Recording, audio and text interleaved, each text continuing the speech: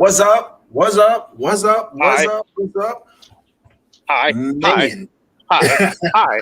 Hi. Welcome to another installment of Tag Me In, where the triple threat brain trusts to tag over the good, the bad, and everything in between in the world of professional wrestling. I, of course, am the unofficially official Lib Dizzle, joined with none other than the less than stealthy unicorn himself, Mr. ScooterRay. What up, everybody? AKA the Scoot Era. And of course, the heartthrob of the IWC, Shotzi's favorite black heartthrob, Mr. Jaeger Bombastic, so fantastic. Oh, if he knew what happened last night, he wouldn't give Shotzi back. Oh, no. Oh, no. I'm worried now. Hey, you caught me mid-dog walk, and I just had to stop for a second. I mean, the dog stopped, too. He looked at me. He was like, what the hell? I will say this. Last night was a good time to be a wrestling fan. Most of the night, rather. Some things were a few misses, but the majority of it was gave me that nice shock value that I missed, and I'm glad that I was wrong on a lot of things in the universe of AEW, but we'll get into that. You know how this goes. We definitely talk about NXT first and then roll into AEW. But before all that, you already know what it is. It is Mr. ScooterRay, aka the Scoot Era, with the scoops and the news. What you got for us, Scoot? All right, so I don't know if y'all heard, but there is apparently memos going out about, chilling out with the thigh slapping. Mm-hmm. Yep. So I thought that was an interesting thing, that apparently they think that it's that major to where it's like, hey, cut that shit out, guys. And apparently it was going as far as saying that people could be fined for it. Wow. So, now, because I did hear WWE, right? Yeah, WWE, yeah. Yeah, I didn't know if it was both companies or like all companies across the board, but yeah. Now, did they even state why they shouldn't do the thigh slapping?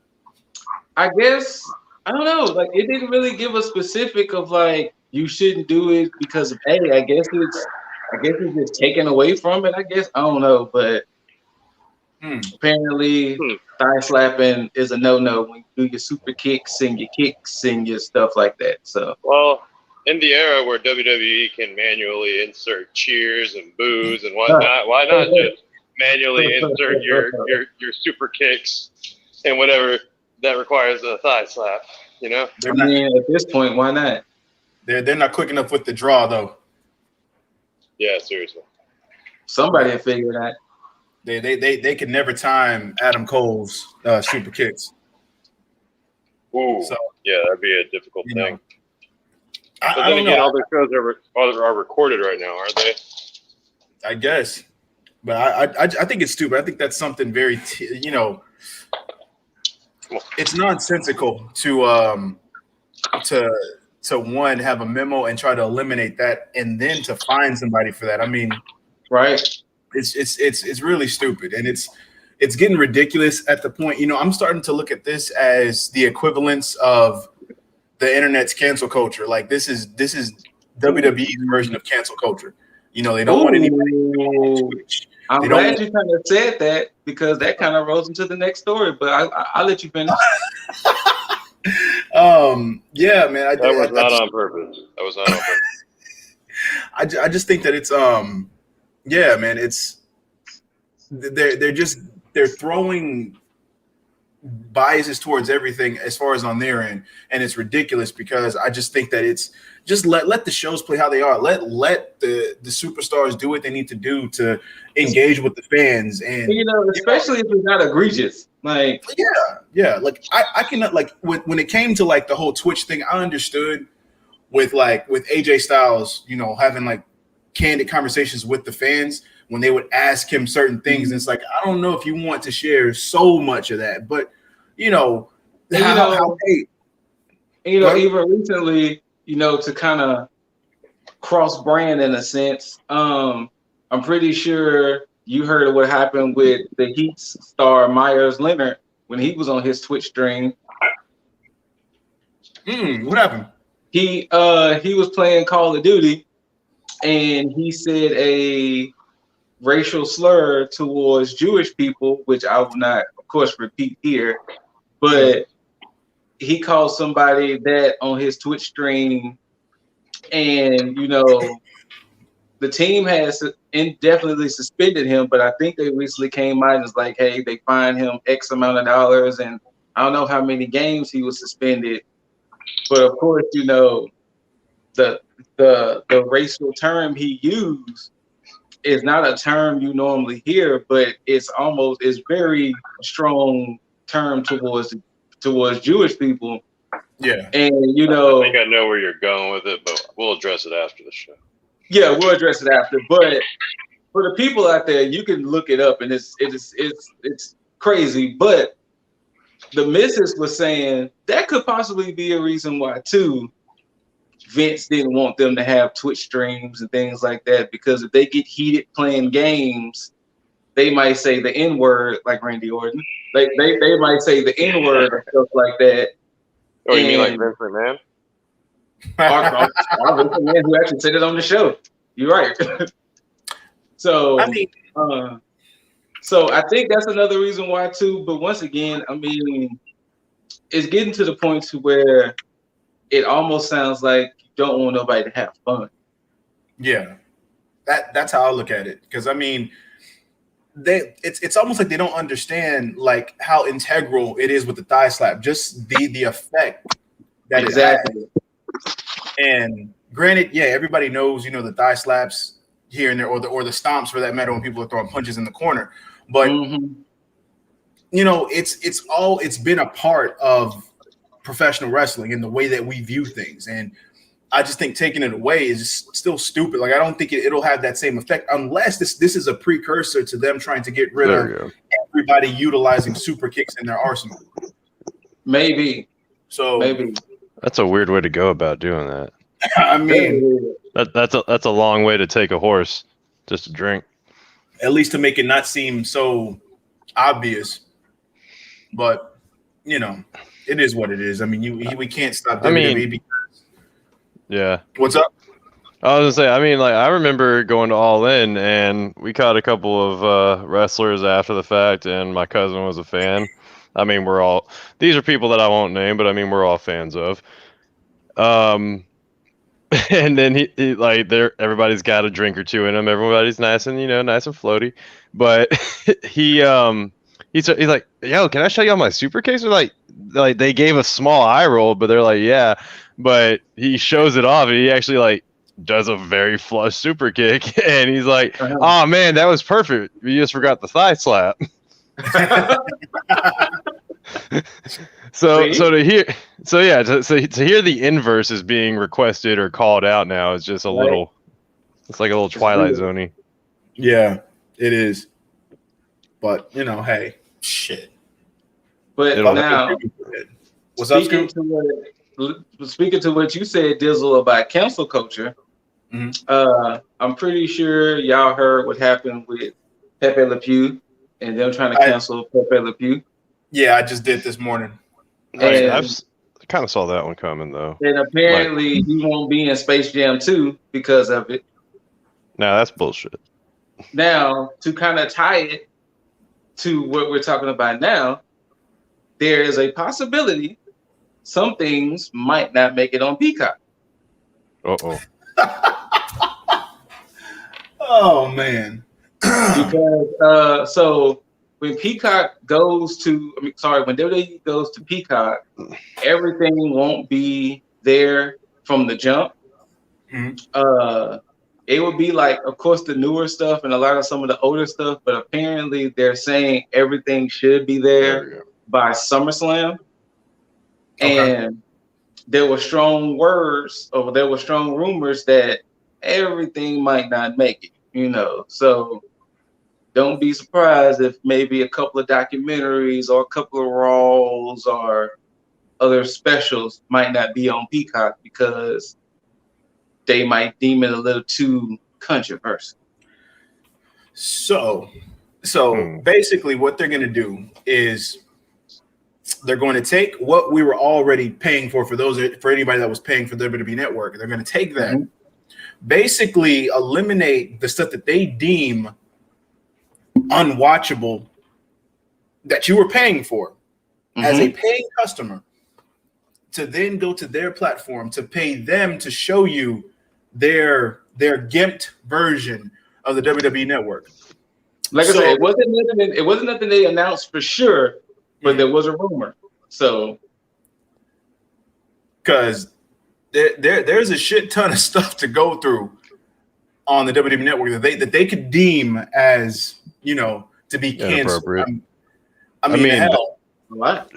They might just cancel the whole Attitude Era. I was gonna say that. Just because of the sexual nature on how Vince McMahon portrayed all the women talent at that time. Hell, go from that point to hell. Even when Booker T got there and they had his little feud with Triple H and how they toted the lines of, you know, hell. I mean, if we really want to keep it a spade, Val Venus might not even be in that bitch. Val Venus, Godfather, Billy Gunn. He is an ass man. So I mean, if we want to really keep it real, so yeah. I'm hoping it's a rumor because it would suck to eliminate so much content or content they deem is this, that, and the third. Because I think one of the biggest issues I hate with the whole cancel culture thing, because like, don't get me wrong, there are some instances where people should be quote unquote canceled.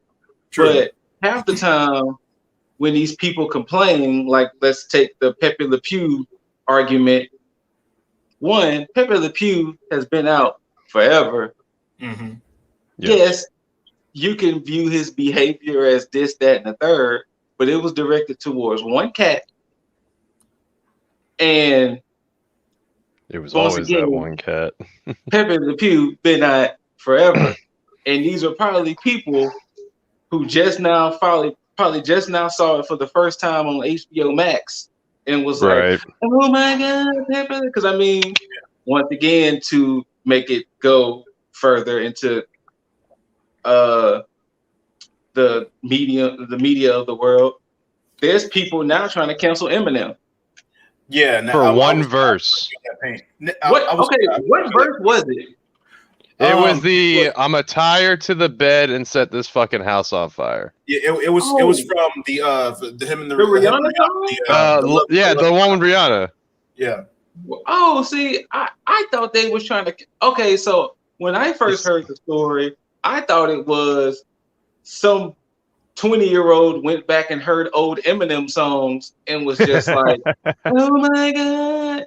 I didn't know they went back to Love the Way You Lie, which was almost 10 years ago. That was it. No, they only went back to that. They didn't even go further. See, there's a correlation with it all. And it has to do with domestic or sexual advances towards women. Yeah. And the thing is, one, if you listen to the lyrics on that Eminem track, it was him basically painting a picture of how he was feeling internally. It wasn't him saying, "Oh, I'm going to do it."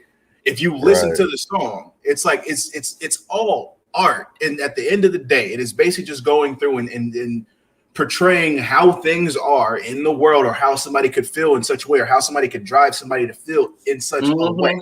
Like, again, I just to clarify, I agree with the Pepe Le Pew thing for why they're canceling it. But the problem with cancel culture is they're going all the way back to stuff that's already changed. Because again, Looney Tunes has not made a new Pepe Le Pew cartoon where they had this same instance. If it was still going on, I can understand and be like, okay, cool. But it's already over and done with. Clearly, they didn't think to make any more because, again, it toted those same lines. So that means they learned their lesson. It's the same thing with Kevin Hart. The same thing going with any other person who said something on Twitter or a comedy special or whatever. They said it before. That was their mentality then. They did it for laughs. They did it for a reason. But moving forward, it's not like they're doing that same content right now. And it's just ridiculous. And this is why a lot of people get flack for trying to fight for certain things, because it feels like things become targeted for no fucking reason. And now, since there's nothing major going on, they have to go find the controversy. And that's where the problem lies. And see, then I can see that with Peacock, because you're going to have a lot of people who's going to own Peacock already, and de facto going to have WWE Network, and then their child, or maybe they could accidentally stumble upon WWE. Oh, let me see what this is about. I remember watching this when I was this, that, and the third. And then they go back to 2005 John Cena when he was rapping. Yeah. And get offended. It's like John Cena haven't rapped a verse since 2K13 when he did the 2K14 soundtrack. You know, so it's like, I don't want that to happen to the WWE Network, where, you know, because I think somebody said in a comment that not to make jokes or to make light of the situation, but I think they said they might rename Chris Benoit to Chip Benoit or some shit like that. Like, you know, they're gonna dub over Chris Benoit's name and say something different to, you know, to cover the fact that Chris Benoit did what Chris Benoit did. Yeah, so you know, they might call him they might edit the name Chris Benoit and call him something else. You know, so it was like, you know, I don't want that to happen with the WWE Network, as far as somebody going back and they see some 2005 women's matches or 99 women's matches and be like, that's not even what the women are on today. Yeah. There's no lingerie matches. There's no Playboy Battle Royal. You know. Like that's not even what they're on today. And I would hate for WWE to go under that scrutiny for something that's old. I just was curious about this, but Pepe Le Pew had a voice actor through the 2000s. I mean, I just don't ever recall seeing Pepe Le Pew in anything recently. Well, you know, I know they did do revamps of like Looney Tunes, and I'm sure that he must have been in at least one or two episodes. But again, maybe he was just more flirty now instead of, you know, like straight up trying to make out with, you know, one cat. But I don't know. Also, isn't that pretty much like culture though? Like if a French guy, like I don't know, maybe back then. I mean, it's not excusable now, but I'm just gonna stop talking before I shoot myself in the foot here. Now, I mean, the thing is like this. I mean, if you go back through all of entertainment, there's racial undertones in damn near everything pre-2000s. So it's like you're gonna go back and just try to cancel every pre-2000s. There's racial undertones probably up until like 2015. And and just for the record, people, I mean, if you really want to get into it, think about how Asians were portrayed in all types of sitcoms and everything, with anybody trying to like either, you know, see what's it called? No. What's it called? Kim's Convenience Store is it's a show about an Asian family in like San Francisco or something, but I don't know why they have to be in San Francisco. I don't know, but they're like in some kind of West Coast city. My point is, played by a Chinese guy. Are we going to cancel that because he is Chinese? Wrongly portrayed individuals? If somebody brings up a big enough stink about it, yeah. I mean, I don't like this at all. So the thing is, to me, the reason why I can't stand cancel culture as a whole is the fact that, like, okay, so for instance, let's say Peacock hits WWE Network March 21st. Yeah. And let's say come May, people all up in arms over stuff they seeing from WWE. You might have WWE change the way they might want to portray stuff, and it's like, these are people that was never going to watch the product anyway. Like, you're bending to people who were never going to watch. You're bending to people who accidentally stumbled upon some stuff and, you know, are up in arms about it. Because actually, I got a good example. This guy I follow on Instagram, it was a little bit before we started the podcast. He uploaded an old clip of Crime Time. Mm-hmm. And he put in the caption, "Oh, so this is how they see us in wrestling." And I mean, did the same thing. Go ahead. But I was about to get ready to comment, but then I saw other people comment like, "Fam, this is mad old. Like, this ain't even new.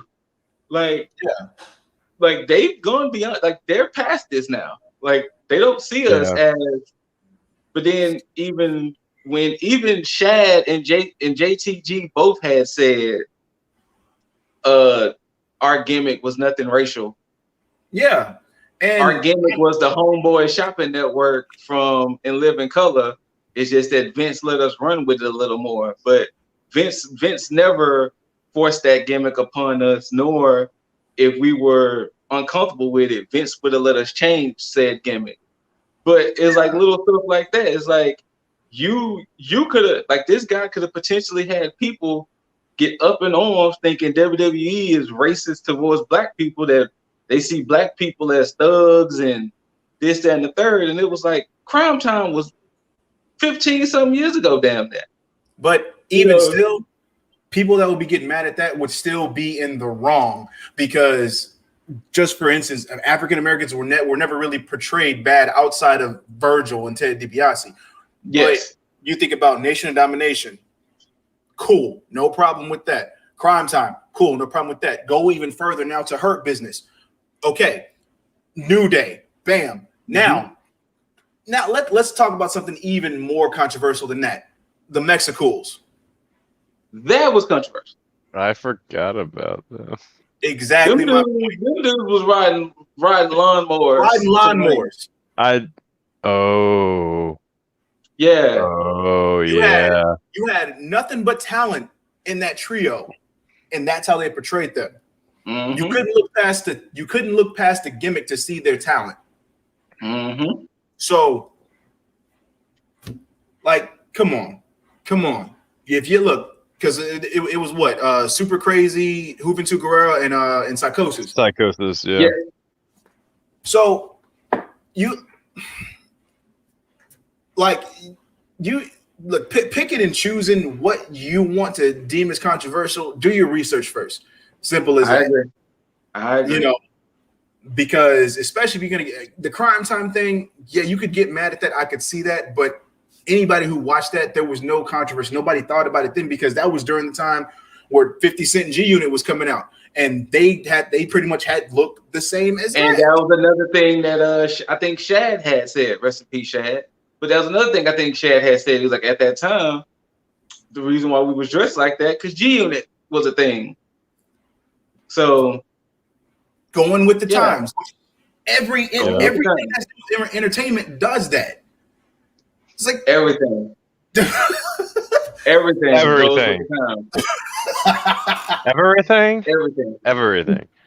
Everything. But yeah, man. I mean, it is what it is. Fuck cancel culture, unless it's canceling the right thing. Unless it's canceling the right thing. I agree. Here's a hypothesis. What about Johnny Bravo?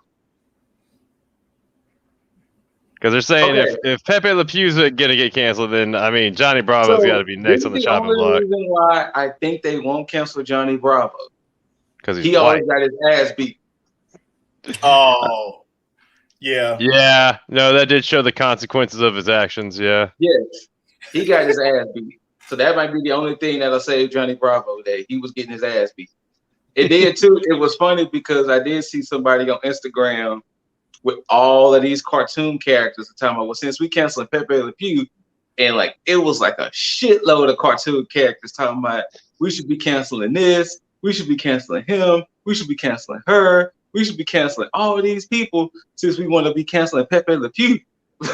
Yeah. But yeah, I mean, so I don't know. I just hope the WWE Network doesn't fall under scrutiny and Peacock or NBC is forced to start taking random things out or whole eras out because, 10,000 subscribers are all upset that the WWE was showing this back in '97. Yeah. Now that actually is a question before I even state what I had to state. But so with that, with the move to that, so basically WWE Network is pretty much done. Everything is going over to Peacock. There's not going to be separate. So starting March 21st, it's still going to be separate up until I think April 4th or April 1st, something like that. I know before WrestleMania, the network standalone will be done. Okay, gotcha. All right, cool. Yeah. So then that brings my point. Then people. I know Vote With Your Wallet is mainly for video games and all other shit, but just listen to me. If you do have a WWE Network subscription, which I do, by the way. I mean, me as well. I actually got the premium, but I got it for the office. So, but that's neither here nor there. So I'm getting WWE Network for free. And since I said that for free, Peacock needs WWE at this point, which is why they're attaining it. Because they're trying to get more subscribers. Because honestly, outside of a few shows that Peacock has, Peacock is fucking trash. Okay, so my bad. Is the only show it has The Office? I don't have Peacock yet, which I'm gonna end up getting it because of WWE Network. I just have the network standalone. The only thing, so to be perfectly honest with you, the only thing that was gonna make me sign up to Peacock was because the Psych movie was exclusive to Peacock. Psych 2. Since that movie was exclusive to Peacock, that was going to be the only thing that was going to make me sign up to the Peacock. But now, since WWE is going to be exclusively on there, I'm going to have the WWE Network under a Peacock subscription. Yeah. So and now you told me that Peacock is basically trash. It's basically going to be, oh no, I got the WWE Network with a Peacock subscription on the side. So basically, all those B and C, D movies that you see like on network TV or cable TV. Yeah, that's their movie catalog. Oh. Yeah, exactly my point. Their TV shows is what makes them. But I mean, honestly, it's only a handful of really good TV shows. I mean, most of their TV shows. Yeah, I was gonna say most of their TV shows got bought out, and like HBO has them, like Fresh Prince. Exactly. Yes. So people understand this. If they start cutting and chipping away at your WWE Network that you used to know so well, unsubscribe. Yeah, Vote With Your Wallet, aka other podcasts. so yeah, and let your voices be heard. Because thinking like this, only basically two things can happen from this, and they're both good. One, you unsubscribe, WWE realize the fault in that plan, and they take it back and give you what you had prior. Two, they start canceling shit. Huh? Unfortunately, if I remember correctly, I think it's at least a 5-year deal. Okay. No, but that's still perfectly fine too. Two, WWE sees the lack in what's going on, and they start to change the product for the worse, or if it can get any worse. And then you start to see the viewership fall off on their other shows. You start to see the domino effect and the trend fall off on their TV shows. And so then it's going to force them to change, because what will happen is it'll just make AEW, New Japan, Impact look hella better. Of all fucking people. And so what will happen is they're going to be forced to adapt and change. So either way, Peacock is actually unintentionally going to probably be better for WWE as a whole moving forward. So we'll see. But I know we went on like a long rant about all this, but hey, it's the news and we got to talk about it. What else you guys got? This is facts. Of course, Randy Orton sent some more shots to Soulja Boy after Monday night. Yeah.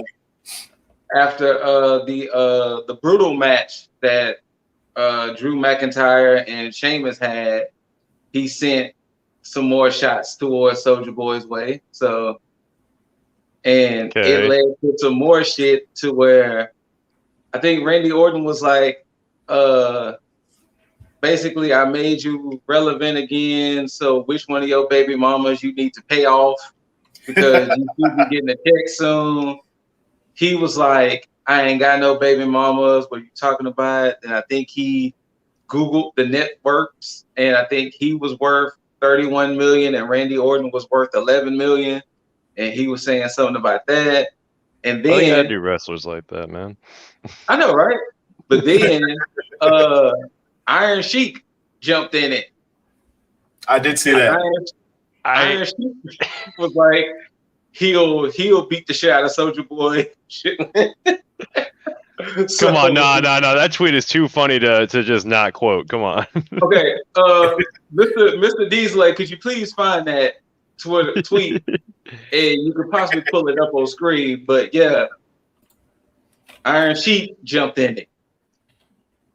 I gotta say, Iron Sheik's Twitter game is fucking fire, dudes.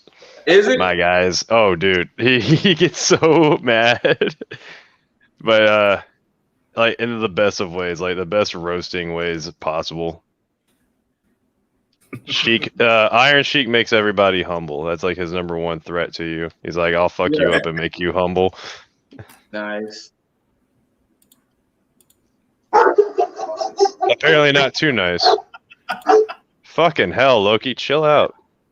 It's that, I swear, anytime y'all hear him erupt like this, it's because there's this one damn Rottweiler that walks by. And I don't know if it's like... Say what? Shotzi Waller. Shotzi Waller. Like, this fucking guy. Hey! Sorry, I'm yelling. Hold on. So basically, it says, I'm sure I'll break your fucking neck through the phone. Don't ever insult the legend, you no good motherfucker. I'm pretty sure there was more since I know he had more. There was more to it. There was another. Hold on, let me see if I have it. Hold on.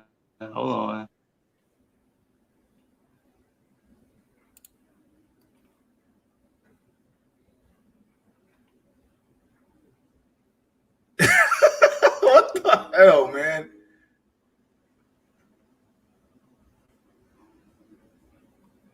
Did you find it? No, I'm just look. After Jaeger had stated that fucking Iron Sheik's Twitter game was on point, I thought I had it. I don't have it. He's just dropping bars, man.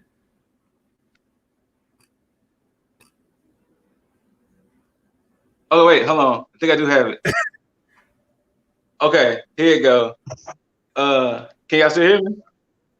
Yes. Can y'all still hear me? Yeah, go ahead. Now I can. Yes. Okay, he put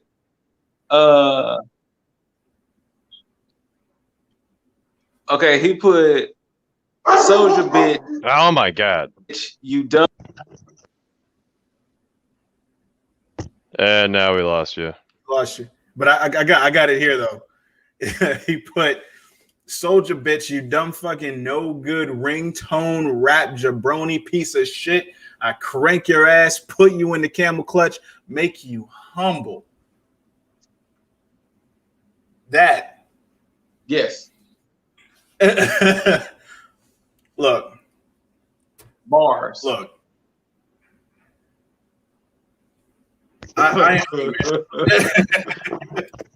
Excuse me, dog was being too rowdy.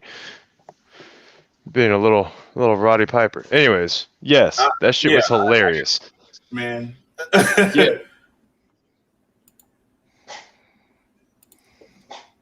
I don't know where this goes again. I mean, I really don't see much of anything coming out of it unless it's, again, like we said, Dev Jim and Dev.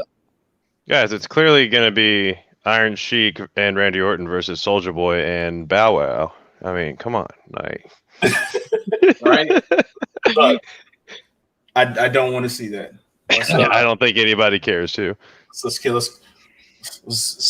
None of that. That's However, we'll I probably don't think I would want to see that if they gave it for free. I probably do want to see Ballard Woward and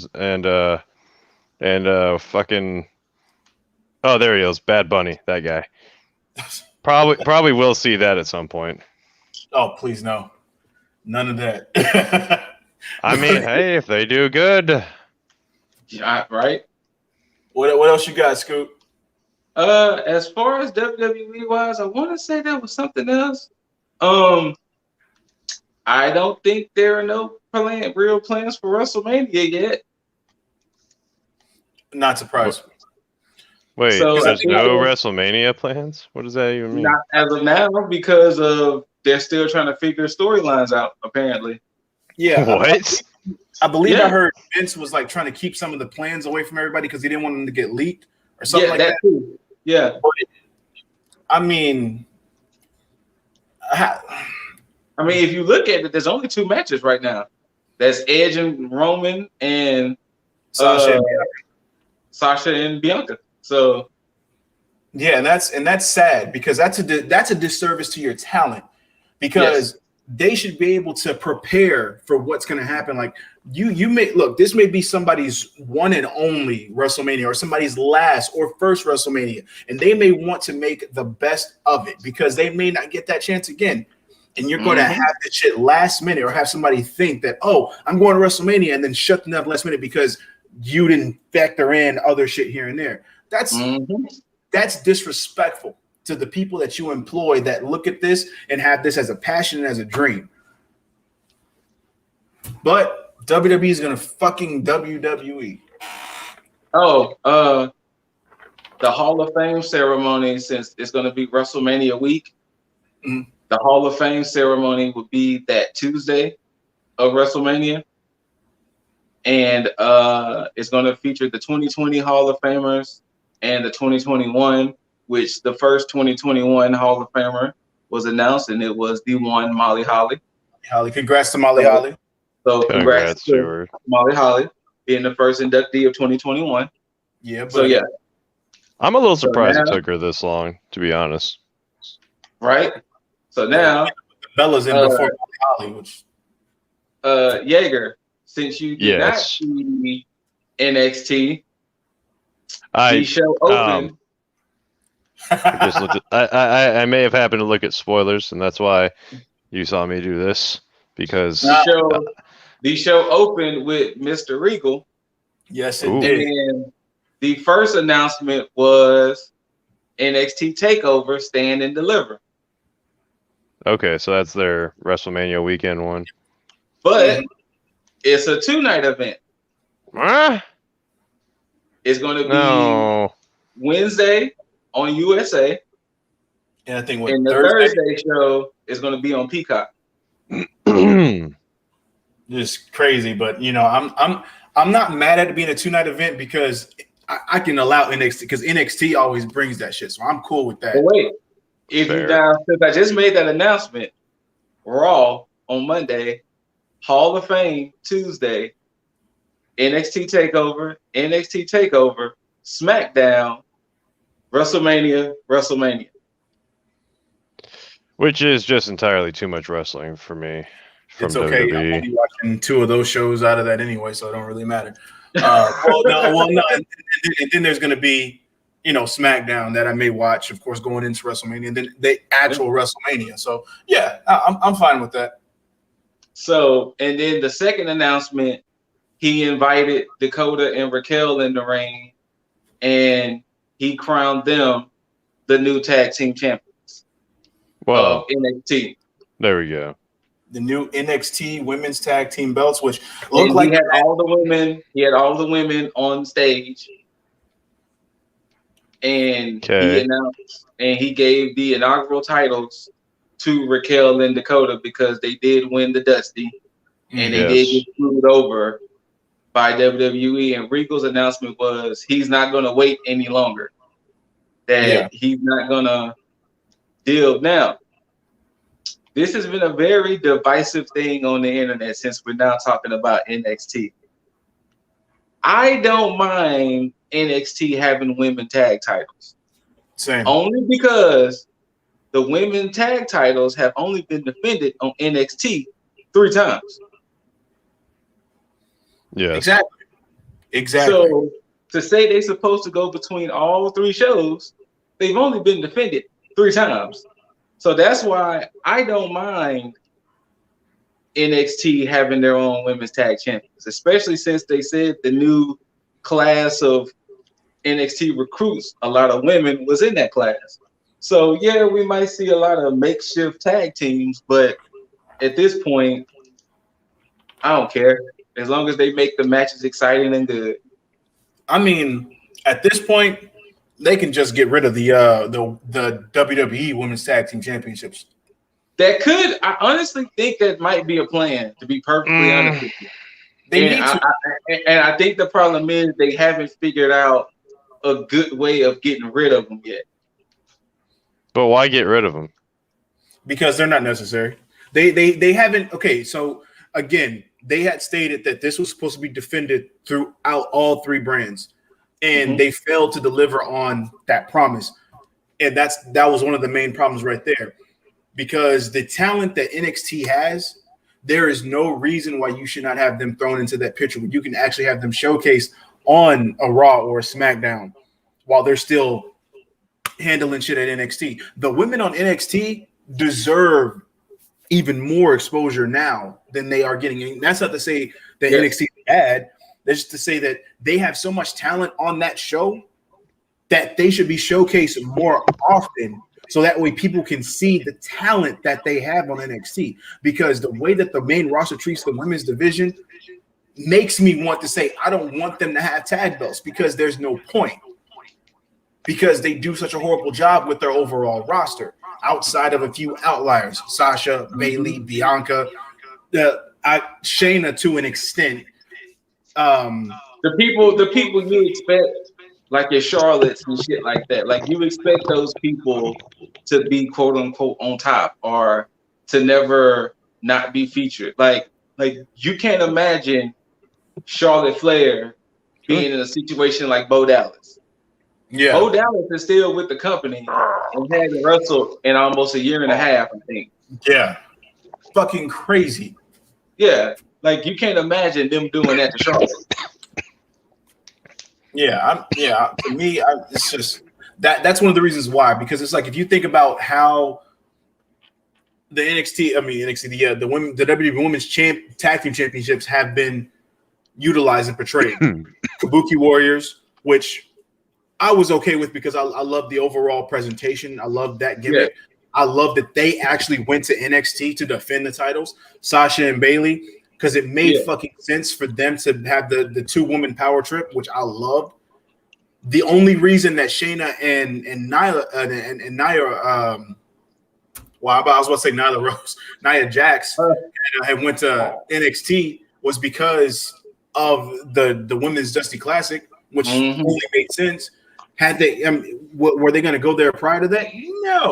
No, they were going to never show up there. And the only reason I think they were going to have Charlotte go over there was because it was fucking Charlotte and she was a tag team champ. Yeah.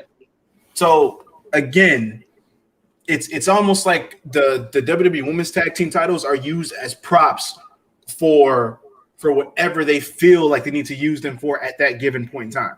But other than that, it's not to build prestige. It's not to elevate the women's division. The women in NXT getting the tag team championships now shows that, your hard work paid off. We're going to reward you with this because y'all deserve it. Y'all deserve more than just one title. We need to showcase women across the board. That's how I viewed that. Same. And with that being said, 2 women emerged from the crowd. Oh, baby, did they? One being Ember Moon and one being Shotzi Blackheart. And they was like, we beat all the women on our side of the bracket, just like how y'all beat y'all's women on y'all's side of the bracket. And granted, y'all beat us for the Dusty Cup, but how about y'all put the belts on the line tonight? Let us know how much champions y'all really are. Dakota looked at Raquel. Raquel looked at Dakota. They looked back. Bet. That's totally not what happened, but I'm gonna just make it dramatic. But I mean, bet. you write it better than they do. Bet. Now, this was the interesting part, which actually played into what happened later on in the night. Mm-hmm. While Lord, I put their names. While While Dakota and Raquel was leaving, Io was coming out to start the women's title match. While Io was walking by, Raquel stopped and stared down Io Shirai. Ooh. She stared her down, and the way the camera was angled, if you didn't look in the background, you wouldn't have saw Raquel staring down Io. And then so Io was coming out because the first match of the night was Io Shirai and Toni Storm. Yeah, and Tony. that was this way. Before we get into that, this is one thing that stuck out to me because I didn't notice that, Scoot. One thing I did notice was when they started to set up the match for the NXT Women's Tag Team titles. Yeah. When they were raising the belts, Raquel kept screaming out the first ever. And I was like, okay, cool. Yes. And of course it happened again when she did it again, but it was like, it kind of stood out to me. It's like, why does she keep saying it like that though? Yes. And that was more of a precursor, but we'll get into that later because again, like Scoot said, the next match, the first match rather, was surprisingly the NXT Women's Championship match between the champion Io Shirai defending her title against none other than Toni Storm, of course. Because it was indeed 20 times.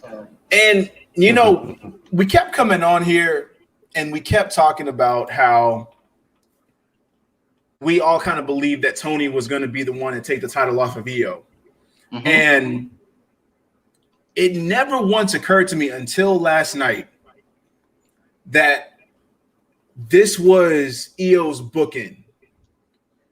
Yes. Because she had never beat Toni. So she had to do that to kind of have that crescendo, to have that silver lining over everything. Say, you know what? I've done everything I needed to do at this point. And the one thing I have to do is right the wrong that was the loss in the goddamn the what's the women's tournament? The Mae Young Classic. Yeah. To right the wrong in the Mae Young finals, where she missed the boat on beating Toni. Yep. And this was a good showcase. Toni was very strong in this match.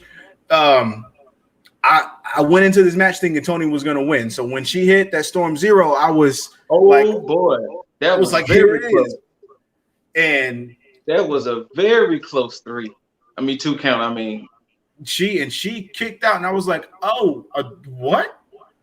And I again, to your point, Scoot, I didn't see the whole exchange between Io and Raquel. If you decide to go back and look at that part again, when Io comes out, when Io goes around to the side of the ring, you can see Raquel at the right at the where the ring and the ramp meet.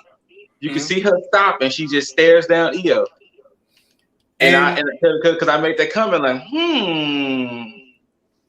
exactly. And that's the thing to me is that, and after Io got the pin and she, of course, defended her title successfully, I then had the question. I was like, okay, well, I assume this was going to be the person that took it off of her. Who's supposed to take it off of Io? Mm-hmm. And then, of course, my answer went back to what it was back at War Games. But again, we'll get into that later because I have a lot to talk on that one as well. But this was a good match. Surprising in the placement of the match, surprising with the outcome because of my preconceived notion of who I thought was going to win. Toni was looking good. Yes. In this match. Not sure where Toni goes. Hey, look. Toni in them pants, though. Oh, she wore pants? Yeah, she had like Yes. these tights.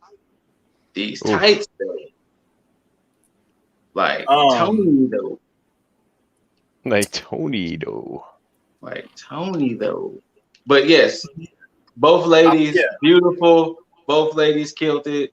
It was a pretty good match, and it was a match that you saw it could have went either way. It wasn't one of Yeah. those like, oh well, I know EO's gonna win, or you know, it looked like it could have went either way. And when EO hit the actually she made Tony submit, if I remember correctly, right? Yep. Yeah, she made Tony submit. So that was like, oh shit. Okay. So yeah. Like I said, it was a pretty solid match. Yeah, and that's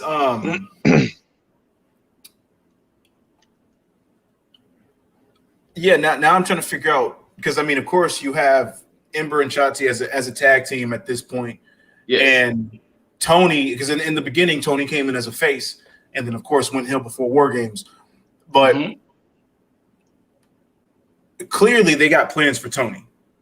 I think that this was mainly just meant for them to get her in, have her do the job for EO, so EO can ride off into the sunset. Think Tony is main roster bound? I don't know. I don't want her to be. I mean, of course I don't either, but you know, I mean, I could see that, you know, to give Rhea a foe, because I honestly think Rhea is next in line to win that women's championship. Oh, it's happening. They are about to strap that rocket to Rhea. She going to the moon. Yeah. Which surprisingly, was Cameron Grimes on the show? Nope. Yeah, okay. All right. So yeah, his presence was missing. Kind of hated that. He's been on a roll, you know, for the longest. So, but you know, it is what it is. Yes. But yeah, the show kind of went by. It kind of did, but not in a bad way. It didn't seem like it had like any drag. I mean, I don't know why I didn't watch the show. One thing I will say, Jaeger, I don't know when it fell in the show, so if I'm jumping ahead, my bad. I think they're definitely setting up a lot of things for Stand and Deliver. Yes. But I think a lot of things is about to get even more interesting because, like I said, I don't know where it fell in the show, but I'm jumping ahead. We got a vignette from Jordan Devlin. It was way later in the show, but we're going to talk about it now. I love Jordan Devlin had his phone and he was recording himself talking and saying, you know, I hear, you know, the travel bans and the travel restrictions are over with. So that means before you continue, Scoot, I love how when they showed him and his name popped up, it still showed NXT Cruiserweight Champion above his name. It did. Carry on. And he was saying, yeah, I'm about to show up in NXT UK to show y'all who the real Cruiserweight champion is. Ooh. Yeah. And then he will be there next week. Does UK have a Cruiserweight champion? No. It's one and the same. Oh, okay. Yeah. So what happened was, remember, Jordan Devlin had won the belt at Worlds Collide. From Angel Garza. Yeah, because it was a fatal four-way. Angel Garza, Jordan Devlin, Swerve, and Travis Banks, I think. Oh, okay. And Devlin won it at Worlds Collide, and of course, that happened in January. March, things got real. And that's when they did the whole Cruiserweight tournament where El Fantasma won, but then revealed itself to Santos Escobar. And when Jordan Devlin had came back to the UK, he still had the UK title, and he was calling himself the Cruiserweight Champion, along with Santos calling himself Cruiserweight Champion. So now they're going to figure out, I'm pretty sure it's going to be a stand and deliver, but I'm pretty sure there's going to be a match between Devlin and Santos. Yeah. And man, that in itself was the breath of fresh air. And I was like, and I hate that it was right at the cusp of me actually starting to like Legado del Fantasma and Santos, because I would have been over the moon with this. But now I'm somewhat conflicted, not all the way, just a little bit, just a slight bit. Right now, I'm in my shy honeymoon phase with Legado del Fantasma because of what they did to Everrise. Like, that has my heart right there. That has my heart. And so on the would you rather board, you definitely take Legado del Fantasma over Everrise then, right? Yeah, fuck Everrise. I mean, but that's why we ask you the would you rather, because I mean, you seem to be very passionate about fucking Everrise. No, not like that. No, I mean like get the fuck off my TV, Everrise. Get the We know what you mean. Out of NXT, Everrise. We know what you mean. Somewhere else that I don't watch, like Impact, Everrise. We know what Yikes. you mean. We know you love Chase Parker and the other guy. Oh, they have names. Shit. You know they got names. I thought there was only Everrise 1 and Everrise 2. No, it's Chase Parker and Matt Martell. Matt Martell? Matt Martell and Chase Parker. Matt Martell and Chase Parker. No wonder. It's like default player 1 and default player 2. I mean, they sound like generic wrestler 1 and 2 with There their you go. names. But Mr. Deasley, what was the true next segment in match? Was it the no? It was my boy Peter Dune. That's beating right. up on Vanilla Boy Scout Jake Atlas. You know what was funny? When he showed up, I was like, "Oh shit, he's still there." I was too. I was like, "Oh shit, Jake Atlas is still there." But hey, Jaeger, plain and simple, Pete Dunne beat the shit out of Jake. What was Generic Wrestler 3. Yeah. I mean, he showed the killer mentality. And Lip, I'm gonna ask you a question. mm-hmm. At the end of the match, he grabbed the mic and was saying, "I am the best technical wrestler there is." Yes. And basically, I want somebody to prove me wrong. I was like, yo. Who do you think is going to answer that challenge? I don't look. I was trying to go through my mind. Is he really the best when he just? Is he really the best when he just took an L? Yeah, because I mean, you fought the champion. So it expected to where you can go blow for blow with the champ. You know. Yeah. But it's kind of like Chris Jericho and his Le Champion. Like, fair. You know. Now, I was thinking, could it be somebody from NXT UK, like an Ilya Dragunov? But Ilya Dragunov isn't really technical. He's just a brawler. Yeah. Then I was thinking, could they get a WWE individual to show up? I'm telling you, if Daniel Bryan shows up and is like, "Pete, let's do this shit," match of the night. It would be. Match of the night. Pete Dunne versus Daniel Bryan. Damn. Match of the night. Versus Cesaro for no reason. I mean, no, I was gonna think Cesaro too. Actually, Daniel Bryan just came to my mind, but I was thinking Cesaro too because I remember when Ilya Dragunov had made an open challenge, and I think Cesaro made an open challenge, and Ilya Dragunov showed up on NXT UK, something like that. So I don't know. I wonder who's going to be the one to accept the open challenge. I mean, if we're going through to like pull somebody from main roster, then I mean, he has a good amount. You know, the first person came to mind was Chad Gable because I was like, I want to see. Speaking of Chad Gable, his contract could be up in a few months, And I would hope that it is. And I think Dax Harwood was trying to recruit him to Shorty G. And again, and I know we talked about the bringing over WWE guys, but listen, this is somebody that they should bring over in the same with Cesaro, but Cesaro is more so for New Japan. But Chad Gable in NXT, yes, Chad Gable anywhere else but WWE, I'm perfectly fine. Even not Impact, but anywhere else. But Impact is trying, you guys. They're trying, okay? I know they are. I know. Hey, they got the best worker out there, man. Who was that? Matt Cardona. What the fuck? Oh. Okay. I didn't.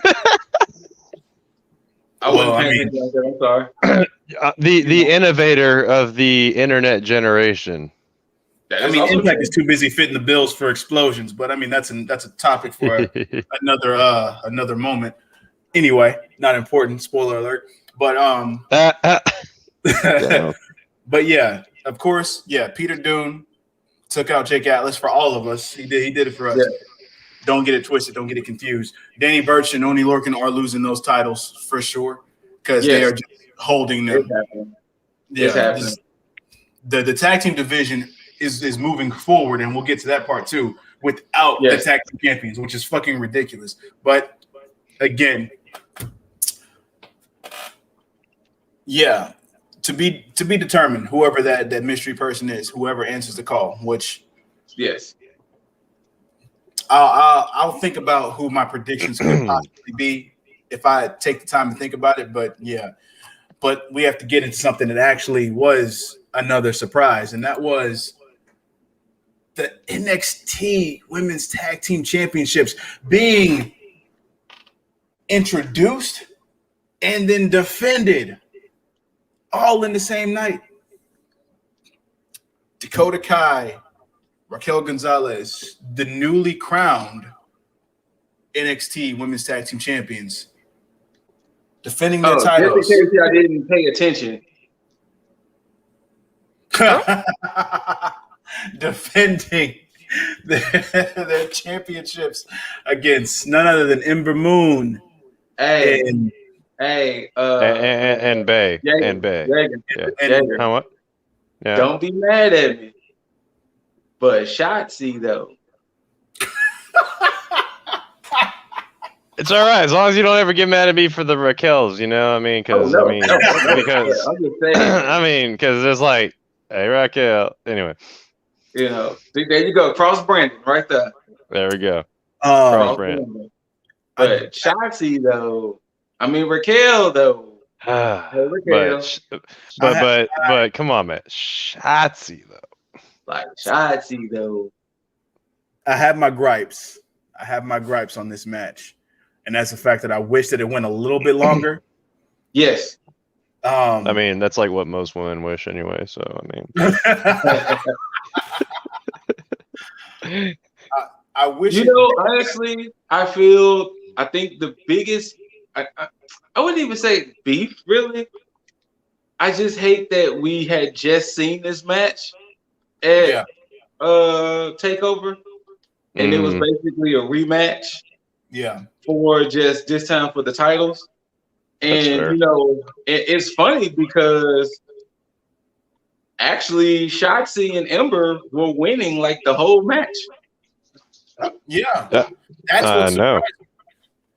That's like, what's surprising. They were winning like the whole match. Yep.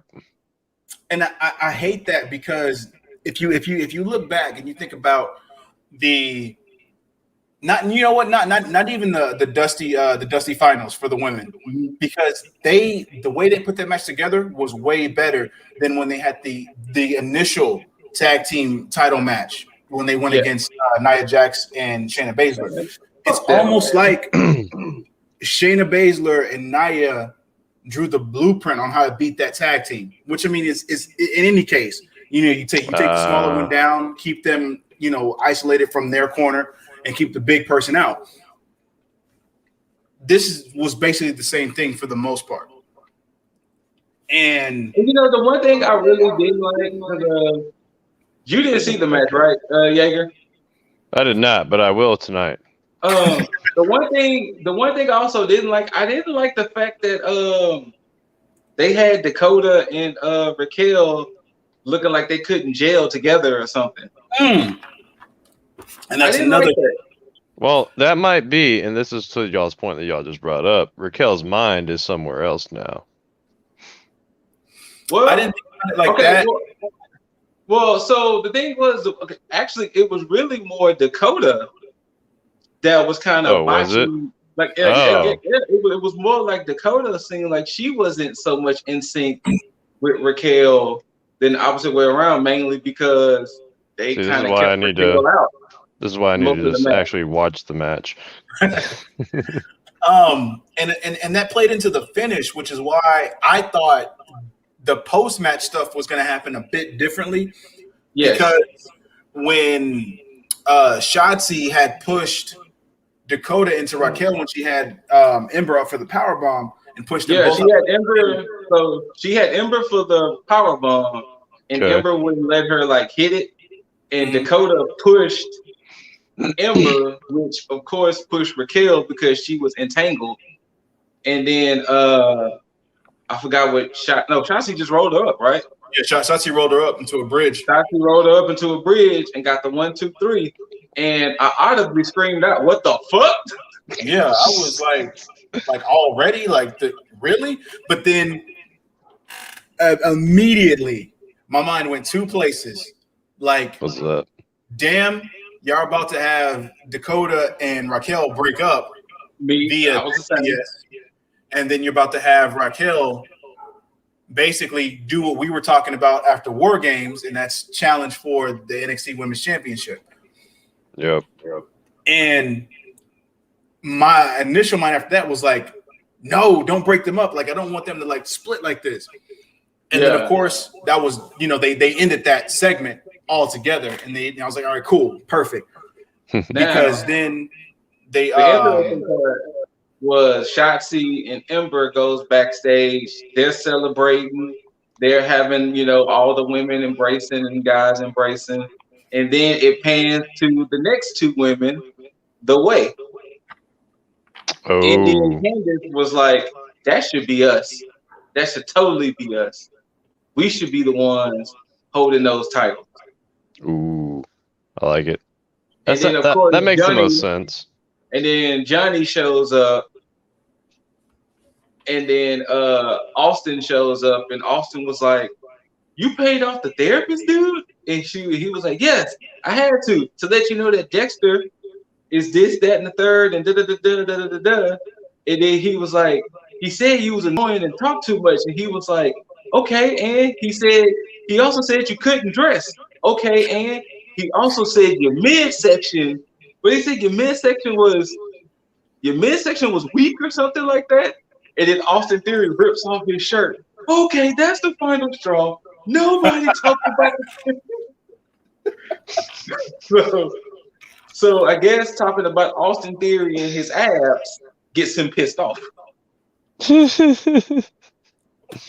then they announced that, I think a little bit later, but they announced that next week is going to be Theory versus Loomis. Mm-hmm.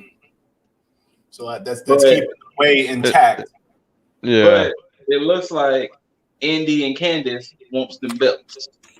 Yeah, that makes the most sense for that team to feud with them. I mean, at least if you're looking at it from a Shotzi perspective, Ember really didn't have a whole lot in there. But yeah, carrying. I mean, there's your connection for a feud, though, and I mean, I'm sure after that, man, who is Ember going to feud with? I mean, I don't know. We'll go from there. I mean, they'll they'll be all right. because the thing is, Shotzi and Ember are gonna. I mean, it would be odd and it would be surprising if they lost the titles to The Way this soon. Yeah. But I think they're gonna defend successfully probably have a few more defenses along the way, and then lose, ironically enough, to the Way. I mean, it also works if you keep playing hot potato with these belts. True. Like with this title in particular, I mean, like you can like get the fire underneath it. Like, oh my god, everybody's winning, like beating each other for this thing. Everybody like really gives a shit about their matches, and then like I mean, you have that good introduction. You get through your Mania weekend, and then you can actually stick it on somebody for a while, and I actually like build the hype. Like, oh, all right, they're keeping them. Yeah, I like this because what I think is happening and what they're going to do is, and to your point, Jaeger, with the hot potato thing, is I think they're having all the top singles ladies who are a tag team have a chance with this title to build the prestige on it, because I think their NXT women's title picture is going to look a hell of a lot different after Io eventually loses that title to Raquel. I will say this because I wouldn't be surprised if we see oh my God, I just lost my train of thought of her name. Zoe Stark, because they did another segment on Zoe Stark. So I wouldn't be surprised if at some point down the line she becomes a contender for the women's title. She was at the front of the line when they did when they had them all at the beginning of the show on the ramp. That was a lot of women that they had on there too. Yeah, and like I said, they gave her another promo, so I think they got big hopes for Zoe Stark. So once they change her ring gear, I'll be all for it. Because even if she was standing on the ramp, I was looking at her like, oh, okay, cool. She has that demeanor about her, to where it's like you can kind of see it in her. But that damn ring attire, man. Yes, you got to change that. I don't like her looking like that. The generic wrestler that you do before you even like make a creative player. Like she looks like the base of a character before you even begin to like put your own image on it. That's a big oof. I 100% agree. Don't do it, Loki. Chill out. I know. But moving from that onto another women's match, of course, the continuation of the old Xia Li storyline. She had to purge Kaden Carter. One thing I do like, and that's not Loki. One thing that's on my end. Okay. One thing I actually do hate. Oh, no, not hate. Sorry, I'm thinking about the dogs that I hate. But one thing I actually do like about this whole situation is the fact that Casey Catanzaro is still selling the leg injury. Like she has crutches, the whole shebang bang. Like that's good. I do like that. The fact that they're still keeping that and keeping that continuity makes it believable. And she may not be hurt. It could be the fact that she may be hiding an injury or playing it up as gimmick. But if she's not, and it's just a fake injury, even better. Even better, because it's not like that old WWE shtick where it's like you may burn somebody, blow somebody up, have somebody go through a hardcore match and look like you've sewn an arm or leg throughout the whole match. That Randy Orton healed in a week? Thank you. Or Braun Strowman getting thrown into a trash compactor and showing up the very next week or the very next night. Like whenever I would see stuff like that throughout my time watching WWE, I would just be like, I need to see like a horror movie, like when Jason supposedly dies, but like a hand sticks up or something. Like, like I need a classic horror movie, like just sign that they survived. I don't need you to just magically have them show up like in bandages. Like, oh man, that was one hell of a match. Like, what? No, you're supposed to be dead, sir. Right. Like you're supposed to all those ambulance matches. Like I needed to see them laid up in bandages in the hospital or something. Like give me some pictures or something. If you could do it with Vince McMahon and have Austin smash him over the head with a bedpan, you can do it again. Just don't do that. That's the perfect spot. Don't ever ruin that or copy that. Exactly.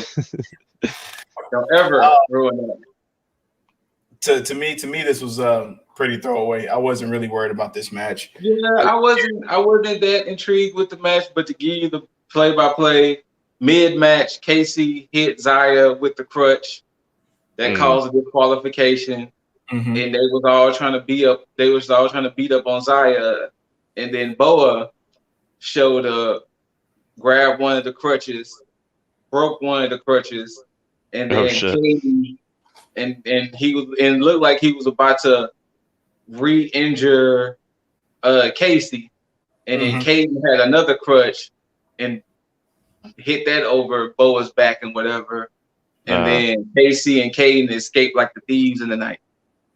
Okay. Yeah, and that's how Lee and Boa bow to Tian Sha. So that's pretty much how that went. I want to say after this was the backstage segment with LA Knight talking about his in-ring debut, which of course we all saw this coming. It'll be next week. Yeah, it's next week. Now I assume it's going to be Bronson Reed, but Bronson had, when he attacked him, when he was walking back, he had stated, "Good luck on your debut." So I guess it's not against Bronson Reed. I guess, which is I'm cool with that. I wouldn't mind if they say Bronson in LA for one of the matches for TakeOver. Since it's a 2-night TakeOver, why not? Bronson in LA being one of the matches. So I'm down. I can see that. I don't need them to squash Bronson Reed like that. I'm like, yo, just keep him out of situations where he's just gonna just job to somebody else. You have a star in Bronson Reed. Just let him marinate. Even if you gotta take him off TV. Let him marinate. I don't know if it didn't happen yet, or we might have skipped over it, but Leon Ruff did have a promo about how he was mad at Swerve for Swerve beating him up week after week, and that he wasn't never handed any opportunity. He fought for it, but next week I'm gonna beat your ass. Yeah, I hate how it opened up. Because it just seemed like it just out of nowhere, it kind of just hit the screen. Right? Like, man, he didn't feed into it. Nothing. And then too, the close up was like this. Yeah. The hell. But he was like this. Right, though. It wasn't a bad promo. Like it wasn't a bad promo. It was just that camera angle was so close. It's like, hey, Leon, back up a little bit. Shit. Swerve's was way better. Swerve's promo was better. He had the whole nice setup in the studio and everything. Yeah, it was just smooth. Was this creepy manager there too? No, it was just him. Okay. Wait, was it? Or was it just Swerve? No, it was some chick that was in there with him, but she like left, and then he went to do his promo. But that was it. Okay. Leon Ruff. Leon Ruff and Swerve next week. I mean, I don't know why it wasn't this week because I remember that. I think because the title matches. Okay, fair enough. Swerve about to whoop that ass, man. Nah, man, Leon Ruff, all the way, all day. I want that. I want that 125-pound man to be U.S. title again, or excuse me, North American champion again. Nah, we don't need it. He'll probably be no. Oh no! Every meme needs it. Like, yes. Going from that to, of course, Scoot's favorite tag team, Grizzled Young Veterans, soon to be recognized. You know what? It's getting me more and more that I'm hearing it every week for the most part. So I'm enjoying it. Versus Legado del Fantasma. My bad. Wait, before that match started, Santos was yelling at Regal, talking about who the fuck is this guy talking about? He the real cruiserweight champion, and that he wants to come show me who the champion is. He turns to Joaquin and Mendoza. Y'all go out there and handle that. Y'all be fine. I need to finish talking to Regal. He was like, how you gonna have this man talk about he the real cruiserweight champion? What's this on my shoulder, fam? That's funny. And then while GYV and Legado del Fantasma was going at it, two astronauts show up on stage. Astronauts. Yeah, because You Of had course, Breezango was supposed to fight. I think it was the GYV was supposed to wrestle. No. That's not what it was. You had Fandango was going to wrestle somebody else. Yeah. No, it was Everrise. Yeah. They were gonna wrestle Everrise. No, and then Legado del Fantasma beat all of them up. Okay. Yeah, that's right. Breezango was coming out as astronauts because that's their little gimmick now. So mid-match, 2 astronauts show up, and of course they took the helmets off, and it's MSK. That's hilarious. And then of course GYV was like, "Oh shit," and which got Legado del Fantasma the win. And after that, Breezango and Bree showed up from behind and beat the shit out of them. And then I like MSK and Fandango celebrated in the ring. Yeah, and then all 4 of them celebrated. And then Breezango had the helmet of Wes Lee. He looked at it, then put it back on Wes Lee, and I guess that gave them the reason to go ahead and be like, "Oh shit, they was cool with us selling their gimmick for the night," Yeah. Yeah, so that's what I meant when I said earlier about the tag team division moving forward without tag team champions. Because you have 4 tag teams, which, of course, all credible in their nature, to challenge for the tag team titles once MSK inevitably wins those titles. So there you go. I'm pretty sure the next match was the title match, right? The next match, sure enough. Okay, well, before the title match, it cuts to Dakota and Raquel backstage.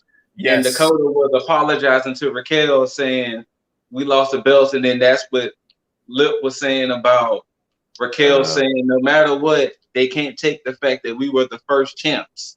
We were the first." And then in comes Io, stares down Raquel, and was like, "You my next opponent." I said, "I want you next." I was like, "Oh, yeah, oh." And then of course, and it was funny because wait. Io called out Raquel. Yes. No, she walked up to her. She walked up to her, and she was like, "That when you looked at me earlier."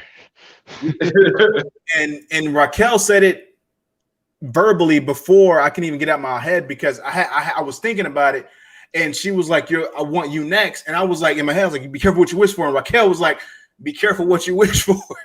Yeah, she's like, "Be careful what you wish for, mama." Yeah, and that's the case because now that's exactly what's going to happen. This was a slow burn, and they didn't just jet set Raquel to the women's championship.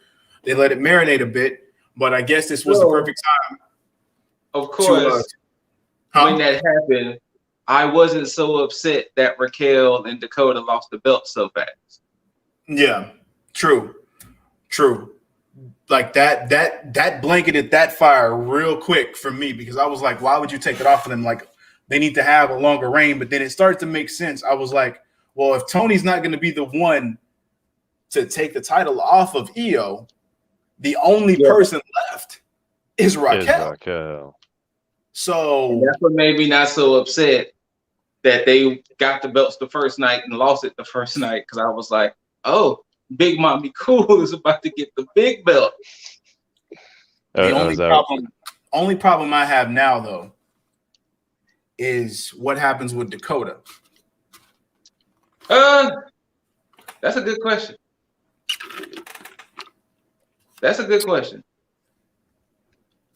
Because I don't know. I don't see them coming to blows or going at odds with each other. I see somebody eventually taking that title off of Raquel. Yes. And it still stands. It still stands that I think that person is going to be Tegan, but that's hopeful thinking from me because I'm just biased. Tegan, when she returns, gonna take that title. She's gonna take that title. She's gonna do it for Molly Holly and Captain Marvel as well. I can see her taking it. And then, of course, I mean, and this is just me fantasy booking like I always do, and I'll probably see her and Dakota going at it, because eventually, what's gonna happen is this is gonna push Raquel to the main roster because I don't see anything else she's gonna do because that would make her The second woman. You talking about a 6-foot female who's pretty solid in the ring? You talking about you talking about a 6-foot female that's safer than Nia Jax? Oh. Hell Yeah. yes. Hell yes. yes, she's going to the main roster. Probably after SummerSlam. I could see that. Because Raquel does not need a long reign. No, she doesn't. She She just doesn't. need to say she had it. Oh, by the way, of course, the stats came out. Congrats to Ember Moon for being NXT's Grand Slam champ, because women's tag titles and women's titles. So congrats to Ember Moon on that. Yeah, she's the first and only at this point. Yeah, the first and only. Until Raquel wins the. And then Raquel will be second. Yeah. So. Love it all. Thatcher had an interview. Yes, forgot about that. He had an interview backstage. Hold on. It was Imperium first. Imperium had an interview, and it was the 3 members of Imperium, and they was talking about how they offer Thatcher to come to Imperium, and if he wants, he can bring Tommaso with him too. I love that they did that too. That was perfect. But they do want Thatcher in Imperium. Then Toothless Timmy, as Tommaso likes to call him, they had an interview, and Tommaso was like, "Look, I thought about it, and I don't want to join Imperium, but." Tommaso did throw out something.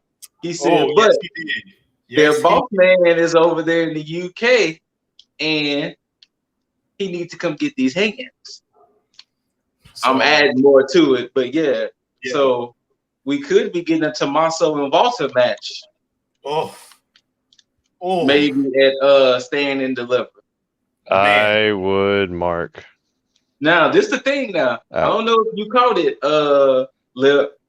When Tommaso was telling Toothless Timmy he didn't want to join Imperium, Thatcher was giving Tommaso a very interesting look. Yeah. Thatcher was giving Tommaso a look like, 1, you don't speak for me. 2, how you know I don't want to join them, kind of thing. Because he could have the best of both worlds. Had his new friend, had his old friends, everybody all together. Unstoppable force. Yeah, so Toothless Timmy had an interesting look when Tommaso was saying, look, we don't want to join Imperium. And then next week it's supposed to be them 2 versus Imperium. Interesting. Yeah, that will be interesting. Now we'll get to the main event. Good old Adam Cole, baby, versus the Prince. Finn Balor. Finn Balor. That's this the name. Wasn't a bad match. It was just one of those you knew Cole wasn't gonna win matches. Yeah, for me, this match was really only it was set up for me because I knew that something was just this is going to be a bridge to something else. Because of course you had to have Balor go against everybody in the old Undisputed Era. So Cole was his swan song on that end for this whole like filler arc, because we already knew where this was going.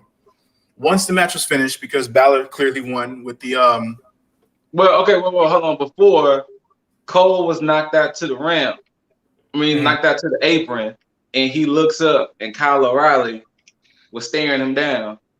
And he was like, wait, Kyle. Yeah.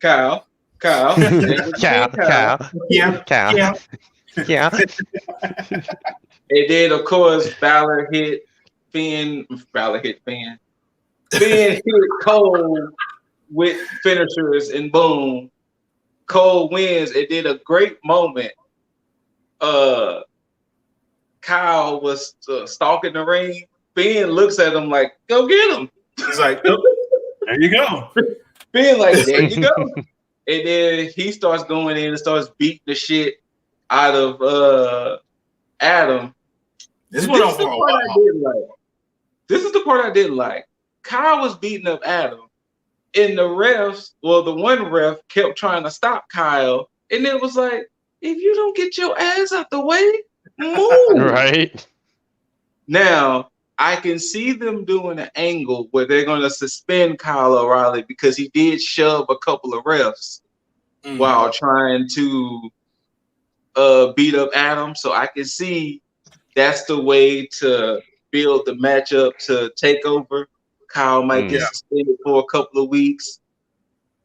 And if he serves his suspension, him and Cole might have their match or whatever. But yeah, so Kyle was just beating up Cole, and then the best moment of the night to me. Oh, shout out to the cameraman. They panned the camera back to Finn, and Finn goes, "What took you so long?" Took you so long? And then the camera pans back. Karrion Kross right like diagonal behind him. It was like perfect. Because it was perfect.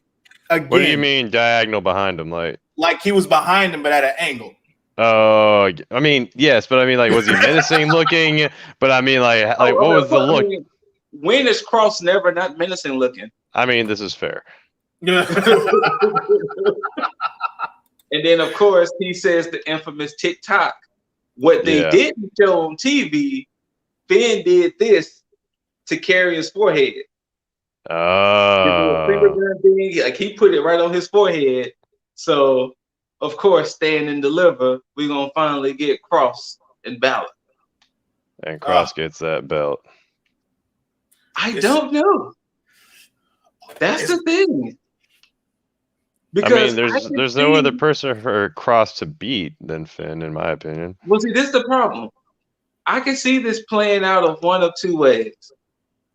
I can see Kross losing, and Kross gets called up. I can see Kross winning, and maybe they call up the new Finn. I don't know. But that's if Finn wants to go back. Nah, Finn ain't going back. Not now. You don't want to go back. Wants to go back. What I think is going to happen, I think Kross wins, of course. Okay.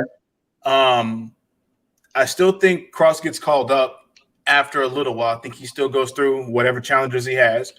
Okay. But the next champ is going to be LA Knight. LA. I can see that. Yeah. Champ. I don't know how he gets to. I don't know if he takes the belt off of Kross or if something happens and he just ends up getting the belt. But that's your next. I can see him taking the belt off of Kross. Like I can see, because I'm pretty sure they had matches in Impact. True. I'm pretty sure they had matches in Impact, so I'm pretty sure they probably have some type of chemistry already. So I can definitely see him taking the belt off of Kross. And for Finn, I think Finn, because thanks to Ciampa opening the doors to this, I think Ciampa starts a feud with Walter, loses, of course. I think Finn takes the belt from him. Either takes the belt or challenges Walter. Either way. Okay. But because remember, I think they were setting that up before. They were setting it up before the pandemic. Yeah. Mm-hmm. Absolutely. And I think they're now going to go forward with that and have him kind of roll the roost over at NXT UK. And then maybe after that, maybe he'll go back to the main roster. But I think they're going to deliver on that promise, because I think that's probably the only reason why Walter has had the title this long, because I think Finn was meant to take that title off of him. Okay. I think so too. But I don't know. I could be wrong. Hey, to the people out there in Tag Land, we are an hour and 34 minutes. We are an hour and 34 minutes in, and we still got to talk about AEW. Y'all getting some quality shit today. They are. This week has been fucking crazy. And again, like I said, our predictions could go hella wrong. I've been wrong, and AEW is a testament to how wrong I have been over the past few weeks with one inner circle. But we'll get to that. Wait. Hold on. All right, since we're about to get ready to talk about AEW, it's been a few days now. Mm-hmm. Are we still feeling the way we feel about Revolution? After this episode of AEW, it's like no, not that bad. You know what? Mine's got kind of worse. Ooh. I'm not gonna lie. Ooh. I'm not gonna lie.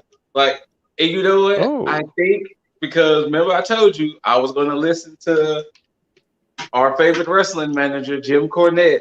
Mm-hmm. Oh and no! boy, Did he tear them an asshole or what? Shit.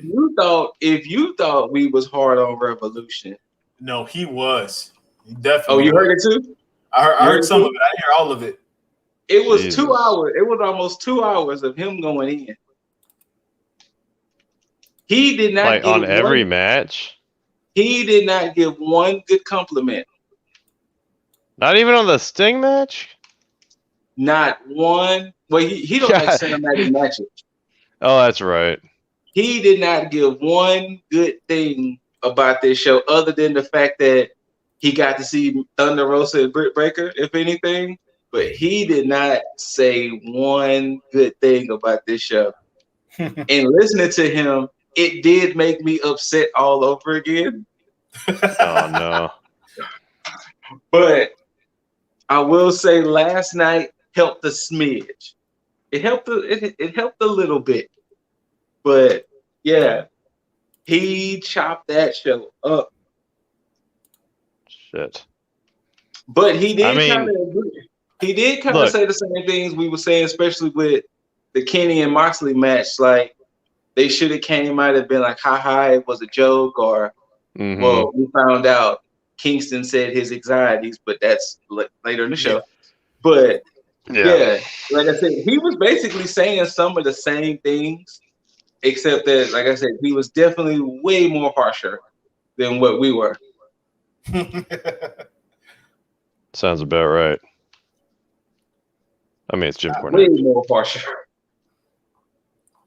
You have any outside of you got any AEW news, Scoot?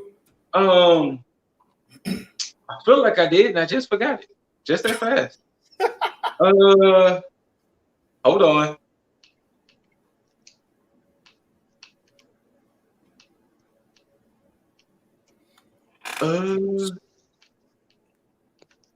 Yeah, I did actually. I listened to Cornette's review of the main event and then the events after, and I mean, I agree.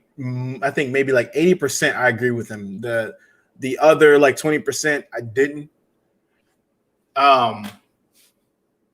Mainly because part of that was just him like shitting on a lot of the stuff, because of course his bias towards Kenny, or Olivier, as he likes to say. Olivier. Yeah, because he had a new name. It's not Olivier now. He calls him Harpo Marx. So he calls him Harpo. Harpo Marx. Yeah, so he calls him Harpo for short. And then Moxley is now the plumber. Yeah, which is weird. But I mean, he looked more like a plumber in his last job, but okay. I don't know what was the origins of him calling Moxley the plumber, but he calls Moxley the plumber now. And you know what? I do agree with him what he said about the Young Bucks and Jericho and MJF match. What's that? The whole thing about why would they waste such a huge angle with them beating up Papa Buck? Why would they waste that just for a blow-off match, in a sense? Yeah. I guess they were worried about people caring about it, like, or not caring about it enough, so they had to add some extra stakes to it. Who knows? Maybe. Well, again, like I said, I cared because I thought the story was going in a different direction. Everybody thought it was. But of course, it didn't. So the Good Brothers are the groan brothers, because every time he sees them, he just groans. Grown brother. Okay. I think I told you that Chuck Taylor's name was Chucklefuck. Yeah. Chucklefuck. And he called the Young Bucks the dumb fucks now, I think. I think he actually renamed them that show for calling them the dumb fucks. That's weird. But yeah, he did reveal that apparently on Twitter somebody caught the angle of what happened with the Shaq thing. What happened? And apparently the ambulance was still in fan view. And apparently what happened was Jade just simply opened the door and Shaq just ran out. Huh. Yeah. That's pretty funny. Yeah. Apparently it's on Twitter that apparently a fan caught it, and it was literally Jade opening the door and Shaq just leaving. And apparently Shivani was too early or too late for the cue. Yeah, he that's why looked they like had that weird. Yeah. So, but that's all what happened. So I don't know if it's gonna happen anything story wise, considering nothing happened Wednesday. But yeah, that was very annoying that Shaq did not show up on Sunday. Yeah, nothing on Wednesday, nothing at Revolution. It's just yeah. So we don't know what they're saying. I just want more of the Shaq attack, guys. I don't know why that's so hard to. If I could think of any AEW news that I think I saw, then apparently Tony Khan did a press interview and he kind of was like, "Look, Kenny Omega built the dud." What can we say? Like he said, "What?" Kenny Omega built the dud. Built the dud. So apparently there was reports that Kenny was pissed that happened. He was. Yeah. Wait, it was just sparklers and shit? Yeah.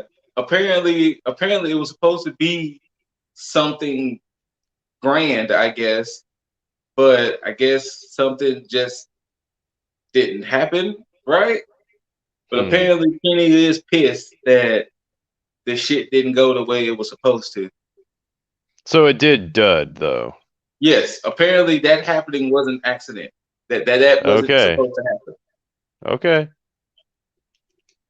AEW just did a good job at covering it up, but apparently, I mean, they said not to jump ahead of the show, but they did pretty much say exactly what we were thinking they were going to say, like, "Oh, like you really thought you were going to die that night or something." Yeah, but that was their way of just saving face. Yeah. Interesting. So, yeah. But all right, let's get into it with AEW. Yeah. What was our first bit? Let's see. It was Matt Jackson versus Phoenix. Yes, it was. And this match told me a lot. This match that the new tag team champions is going to be triangle. Triángulo de Muerte. Fuck it, I'm not about to say it in Spanish, but the new tag team champions are going to be Death Triangle. Yeah, but not only that, but as I was watching this match, which, by the way, was a good fucking match. It actually wasn't bad. As I looked at it, I would say this. Despite my criticisms I have usually with the Young Bucks, when they give decent and good matches, I will acknowledge they give decent and good matches. And this wasn't a bad match from, Jaeger. That was another criticism. Cornette said that he wished Nick Jackson would talk because Matt looks and sounds like a whiny bitch. So I can't never think they're Nick is just.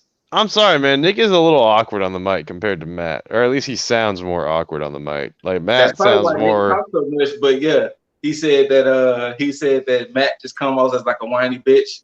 So. Huh. Okay. Yeah.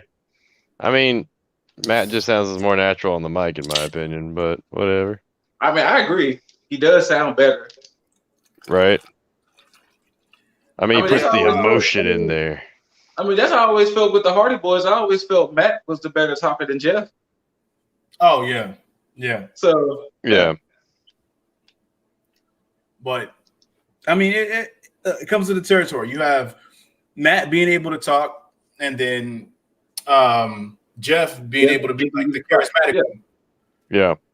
But with this match solidified what I thought about Matt Jackson a long time ago, because this match allows me to see that if the Young Bucks couldn't go on as a tag team, Matt could be a bona fide single star, because he just has that look. Like when you look at him in ring, he looks like he could be a single star. Yeah, with a lower back injury. But I mean, I'm just going off the overall presentation. I mean, of course, the in-ring stuff in itself, he's just geared toward tag team. But like, if you look at the way that him and Phoenix worked in this match, and it could just be the testament to their chemistry. But just watching how they worked this match, where he kept Phoenix grounded throughout the entire match for the most part, it's like, let me see more of that. Just let me see a little bit more of that. But Phoenix, Jesus fucking Christ. This was his best match. They say AEW gonna catch a lawsuit when they start to get fans again, because Phoenix gonna fuck around and flip himself into the actual audience. And somebody gonna sue Tony Khan because of Phoenix. Like, dude, if Phoenix keeps on clearing crowds like this, it's gonna be wild. That's for sure. Yeah. I'm hoping that this isn't by design, and this is one of his things he's just gonna start doing from now on. Because if it is, stop it, Phoenix. Stop it. You're gonna get hurt. Yeah. You're gonna get hurt. You're gonna hurt somebody. It was like, no, we don't need a smart mark to get like a black eye from like one of your boots. I'm kidding. Right. If that happens, Right. take a blind eye to it real quick. But yeah, this lets me know that this tag match is going to not only, of course, garner new champions, but is going to be a match of the night, match of the year contender for sure. Yes. Just based on the talent involved. And I know I said that last week when we talked about the recap for Revolution, but again, this match showcased it even more, and I can't wait for it. So, do we get a Nick and Pac match? I think so. Oh, I feel like we have to. I think.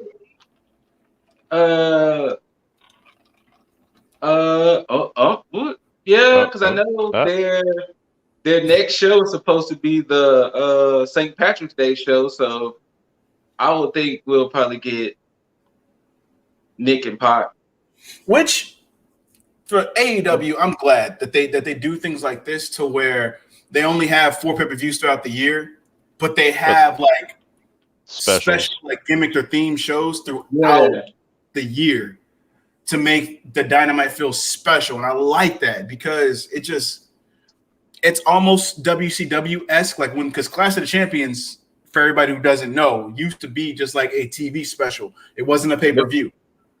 So yeah, I love that, because I didn't even see this coming. I don't know if y'all knew this before they announced it last night. No, I did not.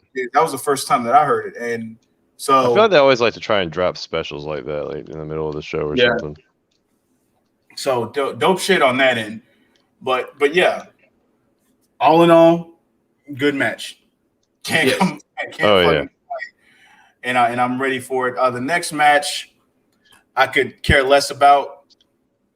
Cody versus Seth Marcus, which, hey, yeah, I care less about. Look, even his record showed me that I cared less. The match I didn't care about, but Penta El Zero dropping that promo. Before that promo, though, and this is something that before that promo hit, when Tony was coming into the ring to interview Cody, Arn was rushing Cody and Tony, saying like, we have a meeting. Mm-hmm. And to me, when I read into that, I was like, oh shit, we're about to get like the baby step into this whole new 4 Horsemen thing. Because clearly, who else would he have a meeting with? Like, why would they put that little tidbit in there? So it's like, all right, cool. And then all of a sudden, like Scoot said, Penta came in and dropped some bars. Carry on, Scoot. Penta, hey, I know Penta was saying some other shit. The two best bars, you might be the Prince of Pro Wrestling, but I'm the Lord of Lucha Libre. That was bar number one. Bar number two, you lucky I didn't get to your shoulder because I would have damaged it so bad that you won't be able to hold your baby girl. Bars. Yes. Bars. Yes. Bars. Indeed. And you see Cody went after him because of that. He was like, ooh, this shoulder here, the one that's hurt, the one that I shouldn't be wrestling on. What the fuck, Cody? Get out of the ring already. Bars. Like Penta was dropping bars. And then not only was he dropping bars, but he was dropping translated bars. Yeah, with Alex A. Like he was dropping translated bars. That's what made it even more fire. So I'm guessing Alex is now going to be a more on-screen personality now, because I know I was introduced to Alex through BTE for the most part. Mm-hmm. Because I don't think I've seen him outside of BTE. Maybe a few times. Maybe I don't remember. I know he does the Spanish broadcast of the show. Does he? Yeah, I think he does the actual Spanish broadcast. Him and okay. I think him and Dasha, I think, does the Spanish. That would broadcast. make sense. Yeah, that actually would make a lot of sense. But yeah, because he was playing kind of cheeky heelish while he was translating for he really was. If you guys remember though, this is what's interesting to me is that, well, at least in BTE, Alex A is a part of Dark Order. Is he? Yeah. This happened on BTE? Yeah, he drank the Kool-Aid and now he's with Dark Order. Oh, okay. That's interesting. They play it really on the nose with the drinking the Kool-Aid and everything. So he picked up a bottle of it. He was like, it's pretty good. And it's like, next thing you know, you see him wearing purple suits and all that stuff. Okay. So yeah, but seeing him with Penta, that was a nice way to, like, I guess, like, reintroduce him. Now, or at least to myself. So what? I said, allow me to reintroduce myself. Something That's like what that. he did. Alex. Exactly. Hey. But yeah, this started a brawl that broke apart between him and Cody. But of course, that means that we're probably gonna ain't probably. I think we are getting this on Oh no, this is happening on the St. Patrick's Day. St. Patrick's. Yeah, that's what I was thinking too. So that's cool that keeps Penta in something moving forward outside of what the rest of Death Triangle has going on. So that's cool. It doesn't leave anybody else out in the dust, and I like that. And I like that Cody is being kept busy. Something that's outside of a title picture. Who was that dude Cody fought? He's a guy on Dark, but his record says he's irrelevant because he's 0-2. So okay. Yeah. he'll probably be a big guy in Elevation. Probably. Hey. No disrespect, but I mean, Seth Gargis, you might be somebody good down the line, but right now I can't spare the time for you because of all the good shit that was going on Dynamite. You were just a small, minuscule part of that, and it wasn't a good part. So, no. Hey, sorry, not sorry. But next up, we actually did have Sting talk again. He was brought out. But that wasn't really the highlight of what was going on with Sting. What was the highlight is during his interview, you had Lance Archer come out, which now I'm like, is Lance Archer a heel or a face? Because now he's in Big Show territory. I think he's just in the middle. I think he's just the tweener. I think now he's more looked at as, if I just need to beat some ass, I'm gonna just beat some ass. Okay. I think that's where Archer is at now. I can run with that. So does this set up a feud with him and Darby then? If Sting and Darby are still... That's the thing. I think it might... The problem is that every Sting fight can't be a cinematic match. True. Get old real quick. It's going to get old real quick. So at some point, they're going to have to do something with Stinger Man, as Mr. Starks likes to call him. They're gonna have to do something with the Stinger Man, and maybe we could actually get a match between Archer and Sting.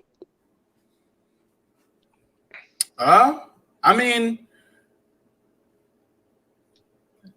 I don't know how I'd feel about that unless like Sting can like go, but that's still toting the line because I mean if he can go, we don't know if Sting can outwork everyone. Yeah, he's not Christian. Wait. That's copyrighted. It's Christian Cage. How do you just copyright just Christian? That's like it's WWE. It Who is. knows at this point? Who knows? I mean, it is. But either way, that cut the interview short because right after Archer and Jake left, Sting cut that interview right then and there and then left it at that. So that opened the doors to the next match, which is Mr. All Ego Ethan Page against Lee Johnson. Didn't that Moxley and Kingston promo happen? Oh shit! That was right after Matt and Ray. That was right after that. I'm gonna say this. And y'all know how I've been feeling about Moxley and everything Moxley. That last night was gold. That was probably, to me, my favorite Moxley moment since he's been in AEW. Interesting. Now, I will say that was the first initial shock value for me is when Eddie Kingston popped on stage and I looked slightly to his right and I seen what looked to be an unconscious Moxley, but right. I was like, man, you either rough hungover or you're like dead. Like, what's going on? And then of course, like Eddie Kingston, as always, went to cut one of the best promos, one of the most emotional promos, and one of the most believable promos. Yep. Of course, people who don't understand what Eddie was saying and who can relate to that, you're not gonna understand. That feeling is somewhat designated to those who have been in that situation before. So you may not have taken that promo the way that you probably should have because you don't understand. That's cool. But the way that he built that up and the way that he expressed, the way that he felt and how he did that, I'm glad because that was the only outlying factor in the whole ending of that match on Revolution is basically Kingston selling the explosion. Right. That was all we needed was basically for him to explain that and to move forward because that would have explained everything else. And so now, storyline purposes, we can move forward and say, okay, this is why this happened. Same reason why Mox is there sitting next to him and why we can move forward with the feud because now we understand why this feud can happen. And it's perfect. I was thinking that Mox was going to have to just go off TV and be gone into the sunset for a little bit. But now he can still be in the feud and not have to go after the title. Yes. And this was one of the things that I said that kind of made me change my mind slightly because Revolution was still a thing that happened. Like I'm not going to be one of those AEW fans that's going to be all like, well, no, that shit still happened. They were able. The one thing that helped AEW in this situation, their Revolution was Sunday, and they had a few days to think of some shit. Yep. If AEW was Sunday and then Dynamite was Monday, probably would have been a different story. Oof. But due to the fact they were able to see the criticisms and what the people were saying, they was able to fix some of it. But we're not gonna forget that pay-per-view wasn't that great. I'm still on my Game of Thrones season 8 shit with that. That pay-per-view was not that good. And that ending just really put the icing on the shit cake that it was. So, but Moxley and Kingston in that promo did help a lot. I will say that. I'll say there was Yeah, something else that helped that for sure, but we'll get into that later. yeah. I mean, with especially with Kingston and him actually expressing the way that he felt and why he felt that way, and I'm just they sold me enough on it to where it's like it is Kingston. It's fucking Kingston. He may Best be promos. yeah, Best fucking absolutely.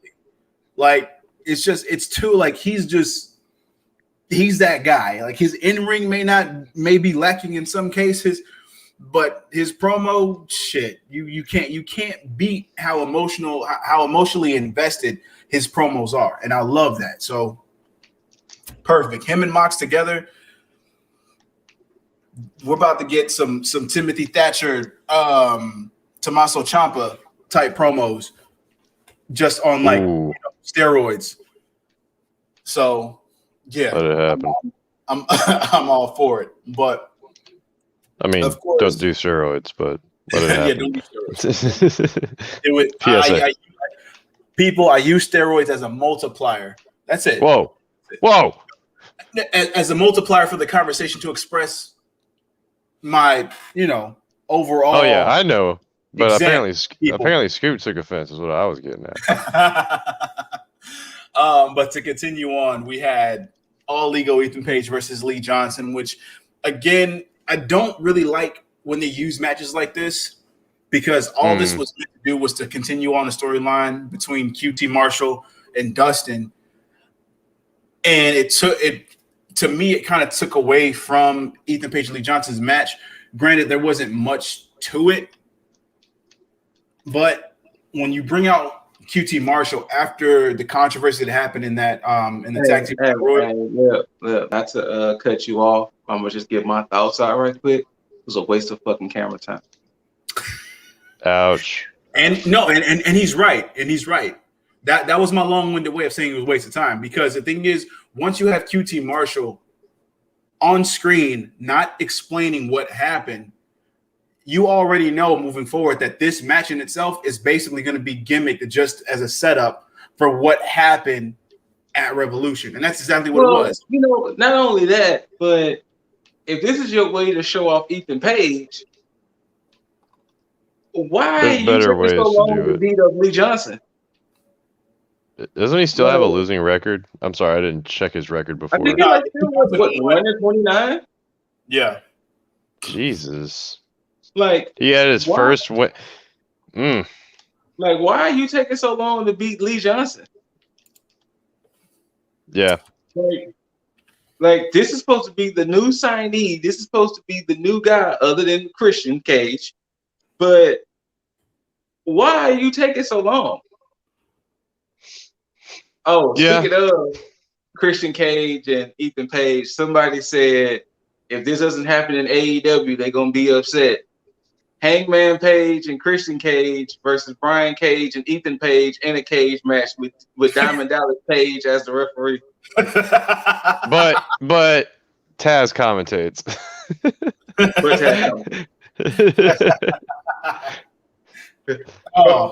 I'm okay with that. I want it.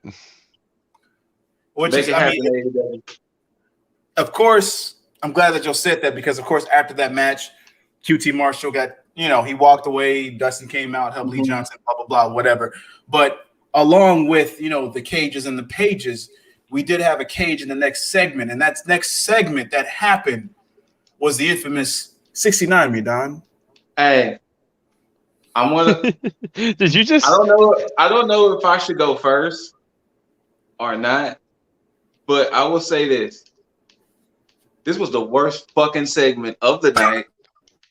What? One of the worst fucking segments in AEW. Whoa! Kenny Omega's worst fucking segment. Whoa! I'm fucking tired of Don Callis. Whoa! The Good Brothers was fucking annoying. This whole fucking segment was fucking annoying. And yes, I'm gonna keep using fucking because I'm a grown fucking adult. This shit was stupid. I don't give a. And you know what? Because of this fucking segment, it made me hate that fucking match all over again. Scoot, are you telling me that you hated the infamous line 69 me, Don? Not only was that fucking line stupid, I don't even care if I die in Call of Duty right now because I'm playing Call of Duty. I don't even care. Not only was that line fucking stupid, but the fact that they did an overhead fucking cam and showed it. It showed the 69. And showed it. And once again, for the second time, poor Eddie Kingston had to sit there and listen to that shit. And watch it. Fuck that segment. Well, I will say this. That shit was the best. Two things mainly out of that segment. One, Kingston did get a huge pop when he walked out. Casually walked out. He did get a pop. So that's to be stated on that end. So Kingston, you about to get an actually, you know what? Let me take that back. I mean, not the pop, but just in general. Yeah. There's a lot of people who don't really understand fucking storytelling and they can't put two and two together. So for the simple-minded people, let me explain it to you. When you saw the Butcher, the Blade, and the Bunny with Matt Hardy, said that they were with him there. Here's the thing. If you look back at Revolution and you see when Eddie Kingston was trying to get them to help Moxley and they walked off, that would tell you that they weren't down for the cause. So if you don't understand that, what's up? I'm glad you just brought that up. Can we go ahead and discuss that shit right quick? Hey, Butcher, Blade, and Bunny, I'm sorry you joined Private Party. Y'all, I'm done with y'all too. I mean, you can never be done with the Bunny. I mean, I'm done with all five. I was already done with Bunny. Butcher, Private, Blade, Bunny, Quinn, and Cassidy. So y'all leave that Matt Hardy's Big Money stable or whatever, the Matt Hardy brand or whatever, which let's face it. Hey, don't forget, we got Jack Evans and Angelico too. Well, since they wasn't in that segment, they have another week. Let them align themselves with Matt Hardy. Let it happen. I'm gonna say this. I don't give a fuck who gets mad at me. Cameron Grimes, once again, is a better Big Money Matt. And Matt Hardy is only going to prove he's a bigger Robert Stone. I mean, that makes sense. But yes, to my point, for those who didn't understand. Go ahead and get that segment out the way. Butcher Blade joining Matt Hardy. You're done. Yeah. Why the family wasn't together with Kingston and why that seems to have split. That's why. If you just didn't pay attention to the nuances and in that post-match shit on Revolution, that should tell you enough. Learn how to put two and two together. Don't be dumb now. Storytelling, it's a thing. Pay attention. Storytelling. But now, if y'all want to say good things about this segment, y'all can. But that whole after the brawl that happened when Moxley came out and then helped Kingston and they were fighting with everybody, Christian Cage came out, and now I'm at a mixed feelings type situation because when he came out, my initial thought was that he was going to join Kenny and Don Callis. Oh, no. That was my initial thought. Okay. And I was okay with it, but then it changed, and then he was, of course he hit Kenny, and then he was trying to hit Kenny with the Unprettier, which I don't think it's called the Unprettier. Kill switch. Kill switch, that's what it is, yeah. It's called the kill switch now? That's actually a pretty badass name for it. That's what it was name. Yeah. Oh. Then he grabbed the TNT title. So now he's in the title picture. It's once mixed. Again, I'm gonna go on another rant. Don't y'all talk about WWE no more. If they put Christian Cage in a title match with Kenny Omega, that is still some WWE shit. Yeah. The whole talent, joining the talent, that is some WWE Impact shit right there. Because Impact used to do the same shit. Yeah. So new hires getting a title shot? Yeah, any WWE guy that came over to TNA at the time, Kurt Angle, Christian, Booker T. Well, not Booker T. Title shots out the ass. I remember that. So I don't give a fuck if that was some WWE Impact shit that they pulled with that Christian shit. So lay off of WWE with that shit because Impact was doing the same. I'm sorry, AEW's doing that same shit. And once again, I have no issues with Kenny. I have no issues with Christian Cage. But who the fuck really wanted to see this match? Yeah, I mean, clearly this is a throwaway title match to just kind of get Kenny more defenses because it's going to move forward. They're going to end up having this tag match between Mox and Kingston against the Good Brothers. There's going to be a 6-man tag match. I think the Good Brothers might be the new Impact tag. I'm sorry. I think Moxley and Kingston might be the new Impact tag champions. I can see that only for the fact that it would keep Mox off TV and out of that title picture, and it would put more eyes on Impact because I think that's what they're trying to do. Is they're trying to put more eyes on Impact, which that will get me to watch it more. So, but once again, this was damn near. This was the second worst thing of the night in AEW. That's. I thought the Kenny bit was hilarious. I think he's playing his. I'm sorry, Scoot. I have the opposite reaction, man. I think this was him playing the cleaner, playing stupid, playing like the bully role. Like he went full on heel. The fact that you don't like it means he did his job. You're right. Yeah, absolutely. I mean, if you put it that way, you're right. Because I hated every fucking second of it. He's supposed to be the obnoxious heel. He's supposed to be the guy that's like, oh, I'm 10 steps ahead of you and I know it type of shit, you know? The Miz does it better. Yeah, I said it. Say what? The Miz does it better? The Miz does it better in that sense. The thing is, so I'm going to say this. Cocky Kenny is a lot better than what that Kenny was in the ring because that was like bad. Oh, come on. Come on, 69 redone, Kenny? Come on. That was bad. we got to get the shirt, and we got to get on the shirt Don helicoptering on Kenny to get into the 69 position. I wouldn't be surprised if that's going to be a shirt they come out with. I said it first. You did, but I wouldn't be surprised. I just want to know what Kenny's fashion line is that he's picking for these shirts that he's pulling out. Same thing. Like Kenny got no drip, yo. Yo, I'm saying Kenny's got all the drip, man. What are you talking about? Kenny has no drip. Look, man, I want that pirate shirt that he had for the first 2 weeks that he even took with him to do some welding. Like, I was like, dude, you going to the Renaissance after this? That shit was like the widest V-neck I ever seen in my life. Kenny has all the thrift store drip. That's all it is. Thrift store drip. Them boots, them shiny red boots, thrift store drip. Like I said, I got pissed off at the exploding death, but whatever the fuck that shit was called. I got pissed off all over again. But once again, this is why I love this show, and this is why we can have our difference of opinions because you will have some people, friendships will be over because of what my rant was about. Because too many people get so wrapped up in not having debates and not having meaningful conversations, but I couldn't stand nothing that I saw. Yeah, and that's I couldn't stand it. When you have a full bias, AEW diehards, indie diehards, WWE diehards, they will fall on every sword to defend every single thing that they do, good or bad.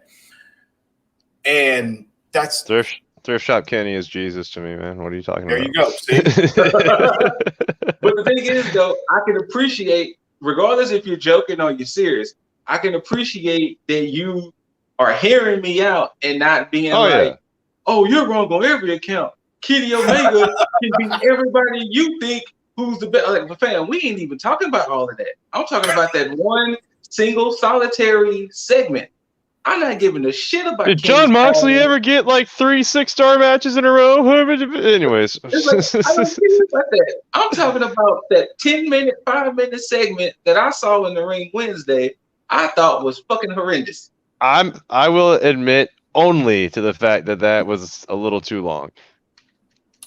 Well, okay. Well, then let me ask this. Scoot, did you appreciate their reasoning behind why everything went off the way that it did?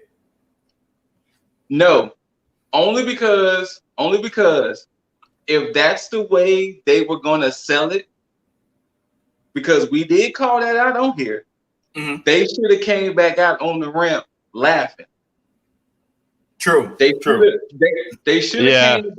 Yeah. Even if that was the quote unquote legit plan or plan B. Okay, so the thing was that they had this match. They told us that after 30 minutes, the thing was going to blow up. Yeah. It was like, oh shit, that's crazy.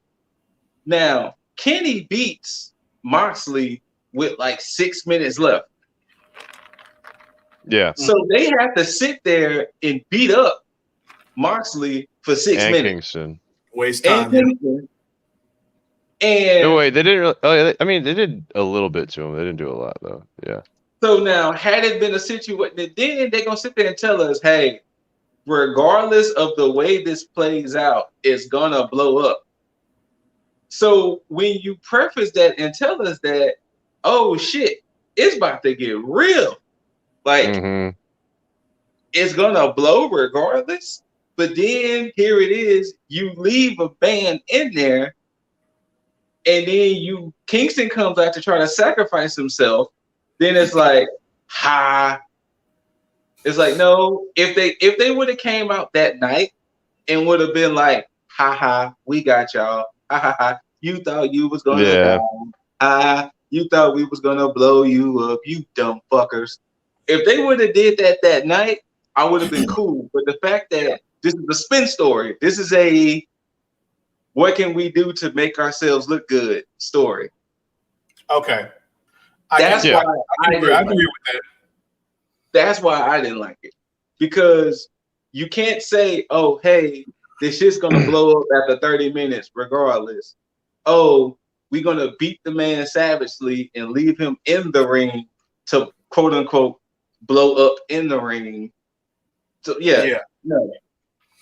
Yeah. That's one of the reasons why the Kingston promo worked so well. Exactly. That's what made me like it. But then when this promo happened, I was like, oh, fuck this shit. But going from something that in Scoot's eyes didn't really work so well to something that, of course, probably didn't work at all. Ooh. This was the worst segment of the night. Wait, hold up. Before we get into the match, let's talk about the entrance. It was comedy and drip gold. Let's talk about Maki Ito. This is the oh my god. I'm gonna say this. Huh? Whatever money they're paying, I hope Double they get every last cent, because I don't want to sound like the old man yelling at clouds and that's angry. I thought this shit was No, Maki Ito, no. No. It was stupid to an extent. I thought Sunday when I saw it in the tag match, I was like, what the fuck is this shit? Wednesday, I was like, okay, this is cool, especially for the fact that she's going to go give her whole performance, regardless if her team is getting beat up. But she saved it when she did hit Sheeta with the microphone when it was over with. Hold on. Because see, this is I have a few gripes. I'm not going to get as mad as I wanted to at first. Oh, no. If I'm going to get pissed off, I can't be the only one. I was all for Maki Ito singing and carrying on, because to me, that's like gimmick shit, the character shit and everything. Yes. I fucking loved every bit of that. I stopped for a second. I was like, wait, why is she still singing? And then as she kept going, I was like, okay, I like this. I really do like this. That was not the problem. The problem that I had was everything else that was going on as she was singing. Why the fuck was Rebel, not Reba, and Sheeta having a kendo stick, crutch, sword fight outside the ring. Come on, that one was great. Like That was hilarious. No, like no bullshit though. That was pretty hilarious. no, I mean to me, like look, and I understand that can be hilarious, and I'm cool with it. The only problem that I have is that you have comic relief in Maki Ito still singing her theme song. Yes. And then you have that other shit going on. If you're gonna have a brawl, have that fucking brawl. Because I don't think Sheeta could hold her laughter in, because it seemed a little bit every now and then she would break character and start smiling or laughing about like the shit. That was my problem. My other problem, because we're not talking about this fucking match. Fuck this match. Let's be honest. It was a standard like real talk. See, this is my bad, Jaeger. Didn't mean to cut you off. See, this is another reason why I get pissed off with wrestling. There's no way you beat me up that bad to where I'ma sit in the corner and watch you do a whole mime routine before you hit me with a simple ass elbow. Yes, she needs to stop doing that shit. That was bad. Last weekend. 100%, she needs to stop that shit. Rio, stop that shit. Otherwise, this was a standard 6-woman match that you can like throw to the box, the empty bin. I mean, I don't know. True. I was trying to come up with something clever about it, but and that's my thing. That's what you could say. And this goes back into my situation last weekend when I talked about this. Again, Thunder Rosa and Britt is your money feud right now. And Stop blowing your load on bullshit, because right now you're about to turn this over again. And next week you're about to have them go into a singles match. Why? Why are you doing that? This right here, that's your title match right there. This is why one of them. And what's up? Another bad thing about this is too, why did they wait so long to give us Britt Baker and Thunder Rosa? Because remember, it took them forever until Beach Break before they finally gave us the match. Yeah, but now they can't stop. But now, since they've been going at it so long, they're going to give them the Moxley and Omega treatment by having them a lights out non-sanctioned match, which that's not bad in retrospect, but it's long overdue. Yeah. And you know what? And I'm glad you said it like that, because that's a good comparison, because they did the same thing with Mox and Kenny when they had their feud, but they stretched out before they even had like their match. And then once they had their match, then they set up this feud again to where it's like, okay, well, let's have them wrestle back to back to back to back to back. And it's the same fucking thing here. Your women's division is shaping up nicely.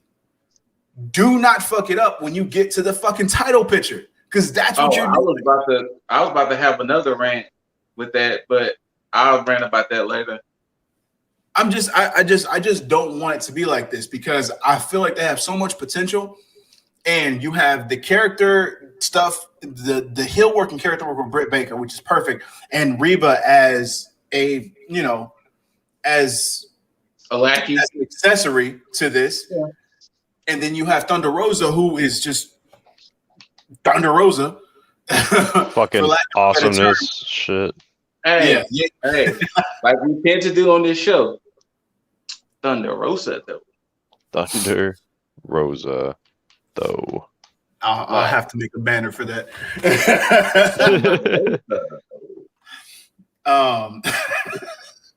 But yeah, I thought this was pure madness. Nothing much to this match, like we said. I couldn't wait for this match to end.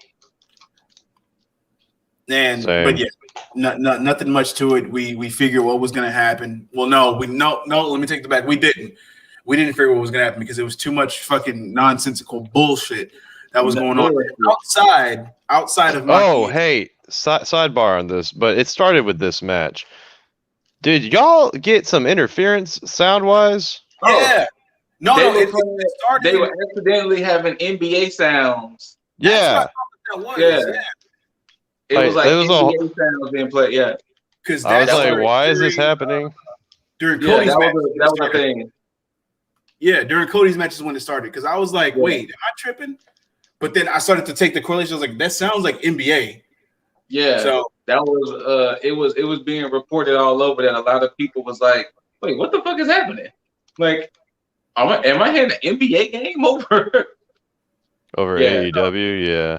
but I'm glad they fixed it. I'm glad they did fix it because they fixed it just in time to make sure that the things that did need to be showcased without fucking overlays was showcased. And of course, one of those things was the TNT Championship match. But before we get into that, we have to get into the promo that that Chucky, well, rather Charles and Orange Cassidy had filmed in a nice arcade for one. Since you just helped me remember that this segment did happen, this was the second worst thing of the match. Second worst thing of the night. This. Why the fuck do I care? They keep fumbling. And then, of course, he's gonna put the stipulation, oh, if I lose, I'll be your butler, whatever, forever. It's like, fam, now I know y'all not about to lose now. Right. Yeah. Right. At the end, and if that's the case, you probably just should have continued, like we said before, just be his butler for a long, extended period of time, have it carry on with him pulling some heel tactics against Orange Cassidy, being forced to go against Orange Cassidy, and then going from there until Trent came back, if that. But now, because then it's like, oh, we're gonna put y'all in this hardcore match because he's like, hey, these little video games you love so much, we'll fight in the ring of them, and I'll run your head through each and every. Like, oh, get the fuck out of here! Like, you don't even sound intimidating. Like, yeah. I totally forgot this segment happened. I was so mad because I'm like, I don't want to see another tag team match between these four guys. Like, well, you know what? Like, that should have been bookended and done with at Revolution. It should have. But now AEW, Tony, everybody else in backstage, we're gonna play a game. It's called What We Should Not Do to Have Cornette Shit All Over Us this week. Exactly. You know what? You know what? Damn. I'm glad you said that shit because now I'm triggered again. See, this is the issue I have with AEW. It's like they purposely now trying to do shit to piss Cornette off or to get talked about. And it's like, y'all don't have to go that route. Y'all don't have to do things. It's okay to be different, but y'all try y'all's best to be super different. Yeah. And it's like, no, it's not necessarily necessary. I know that didn't make sense, but it's not necessary. It's like, y'all don't have to be so anti. Like, yeah. And look, of course, I don't agree with Cornette on everything, but I'm not going to be as biased to say that Cornette isn't right at certain things. And this is one of the situations here. It's like, be that alternative to WWE. Don't be extremely on one end. Just be that alternative. That's it. Don't jump into the boat and be like, hey, we're going to be cheeky. I get that. You have BTE for that. You literally have another show on YouTube just for that, to break the fourth wall and do all this. It's perfectly fine to keep it on YouTube because a lot of people watch it. Because dude, they have BTE title defenses, if that makes sense. But they made a belt for. You seen them? Okay, so yeah, they made a belt for the show. The mini golf. Yeah, they were doing a string of like mini golf. Yeah. But yeah, no, exactly. If you want to start doing the things like that, just the silly shit, you can do that.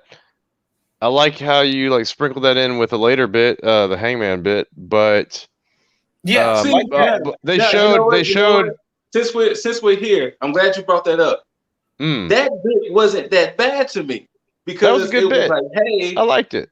Since I got Matt's money, look what I'm doing with Matt's money. You see, here's the funny thing though, is that on BTE they went a different direction on this bit. Because in BTE, and this usually stuff with BTE ties into the show, I think they're starting to go a different route story-wise and letting the stories diverge between BTE and Dynamite. Anyways, in BTE, everybody to congratulate Hangman. They're like first like, oh man, how much money did you get? Like he's like, oh, it's in the six figures, but Matt's not the best paid guy, so it's a little on the lower end.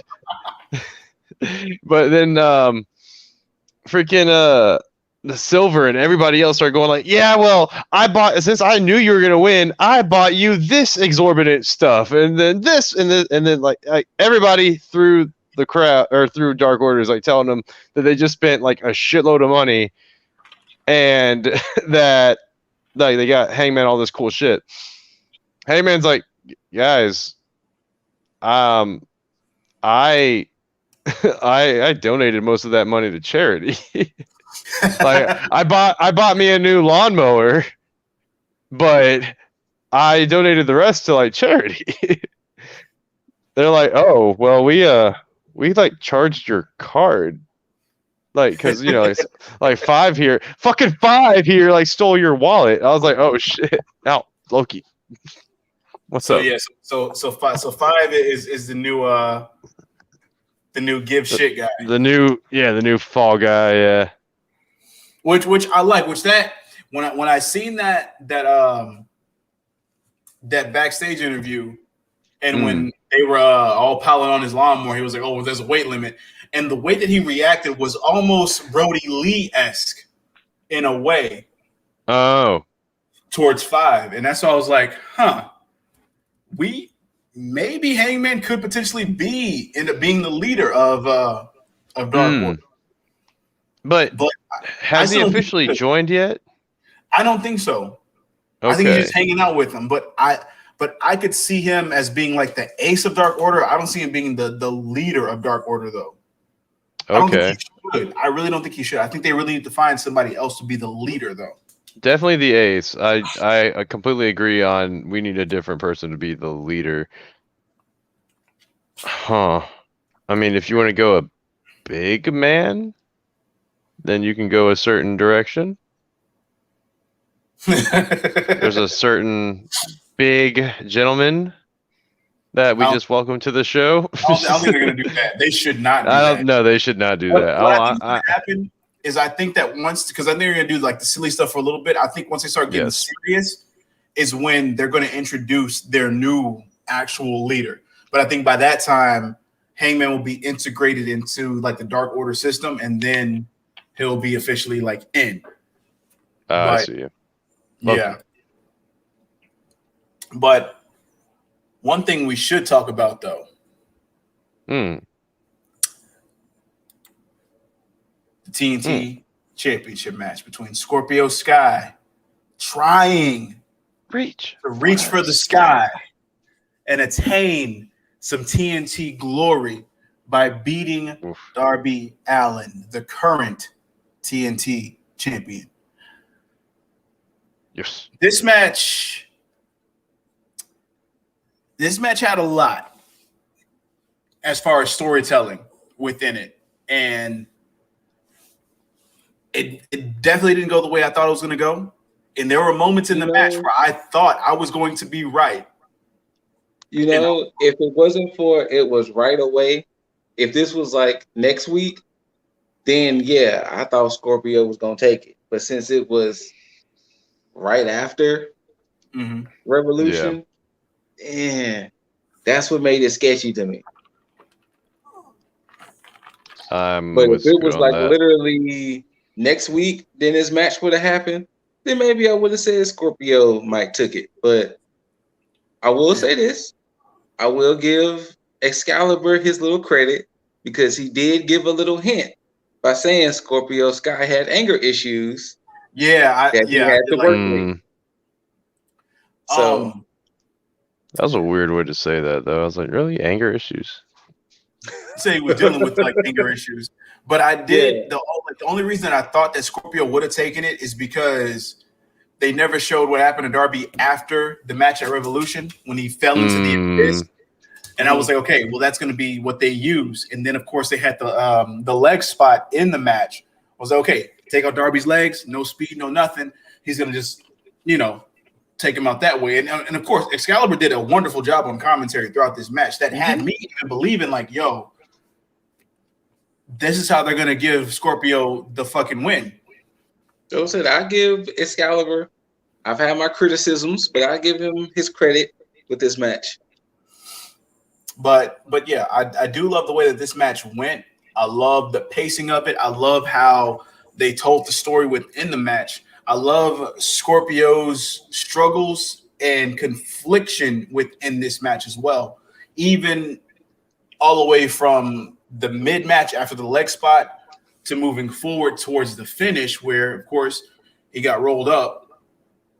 But even after, where Darby kind of slapped him on the shoulder to be like, hey, good match, but he took it a different way, and he put him in that leg lock and wouldn't let go, and then looked at his hands and it was like, I think I like the way this shit feels, and I was like, okay, I think I like the way you're going. Yeah. So now I think what's going to happen is they're going to let him embrace that dark side, and then move forward especially since we know SCU is breaking up. Yeah, they've already hinted at the. I mean, they already said that they wanted next after Jericho and MJF. So yeah, I mean, I'm sorry, after the Death Triangle and Young Bucks that they wanted next. So and most likely that's going to be the end. Yeah, that's going to be the end of SCU. Could see that. Yeah, that's on a collision course to inevitability. But yeah, Scorpio Sky definitely turning heel. If not, I'd be surprised. I'd be super surprised, but I don't see anything else. And I don't see it going any other way other than that, and I don't see him going anywhere other than to like championship glory, because he's going to win the championship eventually. It may be after Darby's. It would have to be in between Darby's next 3 championship defenses, where he actually goes in and it actually takes the title. But who knows? We'll see. But what you all came here for, and what I definitely am here for, is let me go. Yeah, let me get my shit off. The meat and potatoes of this. And of course, like I said, I was extremely wrong in my assumption as to where this would go on 2 fronts. Not only with the Inner Circle, but with where this new quote unquote 4 horsemen, because it's nothing. There's nothing stated that the 4 horsemen has been integrated or formed yet, but correct. The progression and storylines on 2 different fronts, I've been wrong on, and that had to do with the one thing that I didn't really expect much from, and that's the Inner Circle War Council. I went into this, and it was surprising to me that this was like the last segment, and I still went in not expecting much of it, and then they flipped the table over and was like, "Hey, fuck you, we're gonna give you this." They no doubt did, though. Now, should I go into what transpired, or did you want to get some off your chest, Scoot, or did you want to wait? Go ahead before I get my shit off. So of course, Inner Circle came out, but only 5: Jericho, MJF, Proud and Powerful, Jake Hager. Came out just the 5. Came into the ring. Both had mics, both Jericho and MJF. And that Jericho made me raise an eyebrow. Oh, sorry to interrupt. It did. With Wardlow being gone, I was like, okay, but at the same time, the reason why I didn't bat an eye to it is because Wardlow had already had like he had absence issues, yeah, to where he would leave here and there and wouldn't be on screen. So I was like, okay, I didn't think twice about it. But then Jericho got on the mic and he was just basically saying that we lost, things need to be changed, and I think there needs to be possibly maybe an addition. And when he stated that, MJF cut him off and was like, whoa. I don't think there needs to be an addition. On the contrary, I think there needs to be a subtraction. Yeah. Maybe we need to remove a member of the Inner Circle. And before that happened, Sammy Guevara came out. And then, of course, then I was like, okay, the wheels are turning. It's back to what I was thinking it was probably going to happen. Sam was going to come out, probably side with MJF, and then form this new Inner Circle. But then I thought about it. I was like, okay, well, they're setting it up to make Jericho believe that he's bringing Sammy back to bring him back into the Inner Circle. So, we need to be whole again. This is what we need. Let's get back to, this. But then, of course, Sammy came out, got on the mic, and then stated that, okay, now I got you, MJF. Now this is what you were trying to do. I got you. I finally got the proof. Jericho, look at this shit. And then which was a little weird because he still didn't use any of the footage that he told the cameraman to stay there for. Right? Mm-hmm. But that's true. Proceed. But then, of course, got some nice little found footage. Got them, they fast forward everything as far as them chilling and everything like that. But then it stopped when it got to MJF going into the room and then saying, hey, this is time, boys. This is what we've all been waiting for. Let's go do it. Fist bump and all that good jazz. And then, of course, it cut back to the ring where Jericho's like, oh, this is what you were planning. And then, of course, MJF said, let's get them, boys. You had Hager, Pride and Powerful, Ortiz and Santana, of course, walking towards Jericho like they're about to just square up and just knock some sense into him. Say hi, say what's up, And then, of course, the old WCW trope where everybody kind of turns the other way. Says, we got you. And then Jericho's like, I got one up on you. Says, you think we don't talk. You think that we don't communicate. You think I didn't know that this was going to happen. I thought that was kind of cool. I was like, okay, we got the old Inner Circle back. This is what we need back to form. Cool, no problem. And then you get the cowardly heel play out of MJF where he gets into the corner, on the ground in the corner, and was like, I wasn't begging for his life. I wasn't trying to take over the Inner Circle. And I was like, oh, that's some chicken shit hill stuff that's going on. And then he flipped it. I wasn't trying to take over the Inner Circle. Mood change. Because I was too busy forming my own. And I was like, what? And I'm sitting here like, wait, who do you have? Like, what's going on? And then the lights go out. And then of course, it stalled for a bit for everybody to get into position, obviously. And then when the lights came back on, my oh shit meter just hit off the fucking roof. Fucking 1,000. Like, Wardlow, cool. Wait, hold up. FTR, Sean Spears, Tully. Wait, what the? Oh, and then everything just kind of hit. All the wheels start turning. I was like, how? And then sure enough, and then it clicked. It was like, you know what? If you weren't going to get Cody, the only other person that you could get to play a Ric Flair, if this is in fact the new Four Horsemen, is MJF. And then they proceeded to beat down Inner Circle with MJF not lifting a fucking finger. MJF sitting in the corner on a turnbuckle, watching, surveying what it is that he has been planning and orchestrating this entire time. The destruction of the Inner Circle. Speechless. You got me. That was the chef's kiss, man. I fuck. Sorry. I had a slight eye roll. Oh yeah? Mainly not so much who he formed, because on paper it does look good. Spears, FTR, Tully, and Wardlow. Because I will say that was a swerve. The issue I have, my mind immediately went to this just happened with Undisputed Era. With Pat McAfee trying to take down the biggest stable. And my mind immediately went to that, unfortunately. My mind went to this would have been much awesome if the Undisputed Era didn't just go through this with Pat McAfee and his stable. Damn it. I see what you're saying. because like it's been rumored they're going to go into blood and guts like they went into War Games. So And literally, that's where my mind went to the moment I saw this happen. And I hate that it did, because once again, it was a nice segment of him saying, "Nah, fam, I was forming my own." And when the lights went out, I was like, "Well, who the fuck?"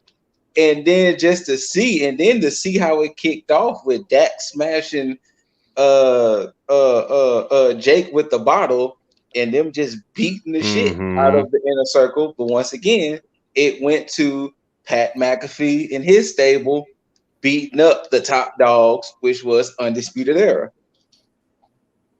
I can agree with that imagery and the side by side and the parallels between the two. Now, the only thing that I believe is going to happen that's going to separate that whole ordeal is that after they actually have this feud, they're actually going to go on to continue being like a stable. They're going to say, I can see that. Yeah. So I think, and I believe that once this whole feud is done, then you'll be able to believe in that it is. But I also think that next week that I'm pretty sure they'll have a promo, but I think that'll kind of change everything, because I think it's really the overall look of what they have right now in comparison to the quote unquote kings of NXT is that this feels like an actual four horsemen, because you have your tag team within FTR, which is, top of line tag team. You have your top mid card guy in Sean Spears, who's basically been with Tully this whole time from the beginning, even before FTR. And then you have your up and coming, your future proof prospect in MJF, and then of course you have his heavy Wardlow, which is different. Mr. Dizzle, don't mean to cut you all off, but I got to get ready to dip. I got to make my exit.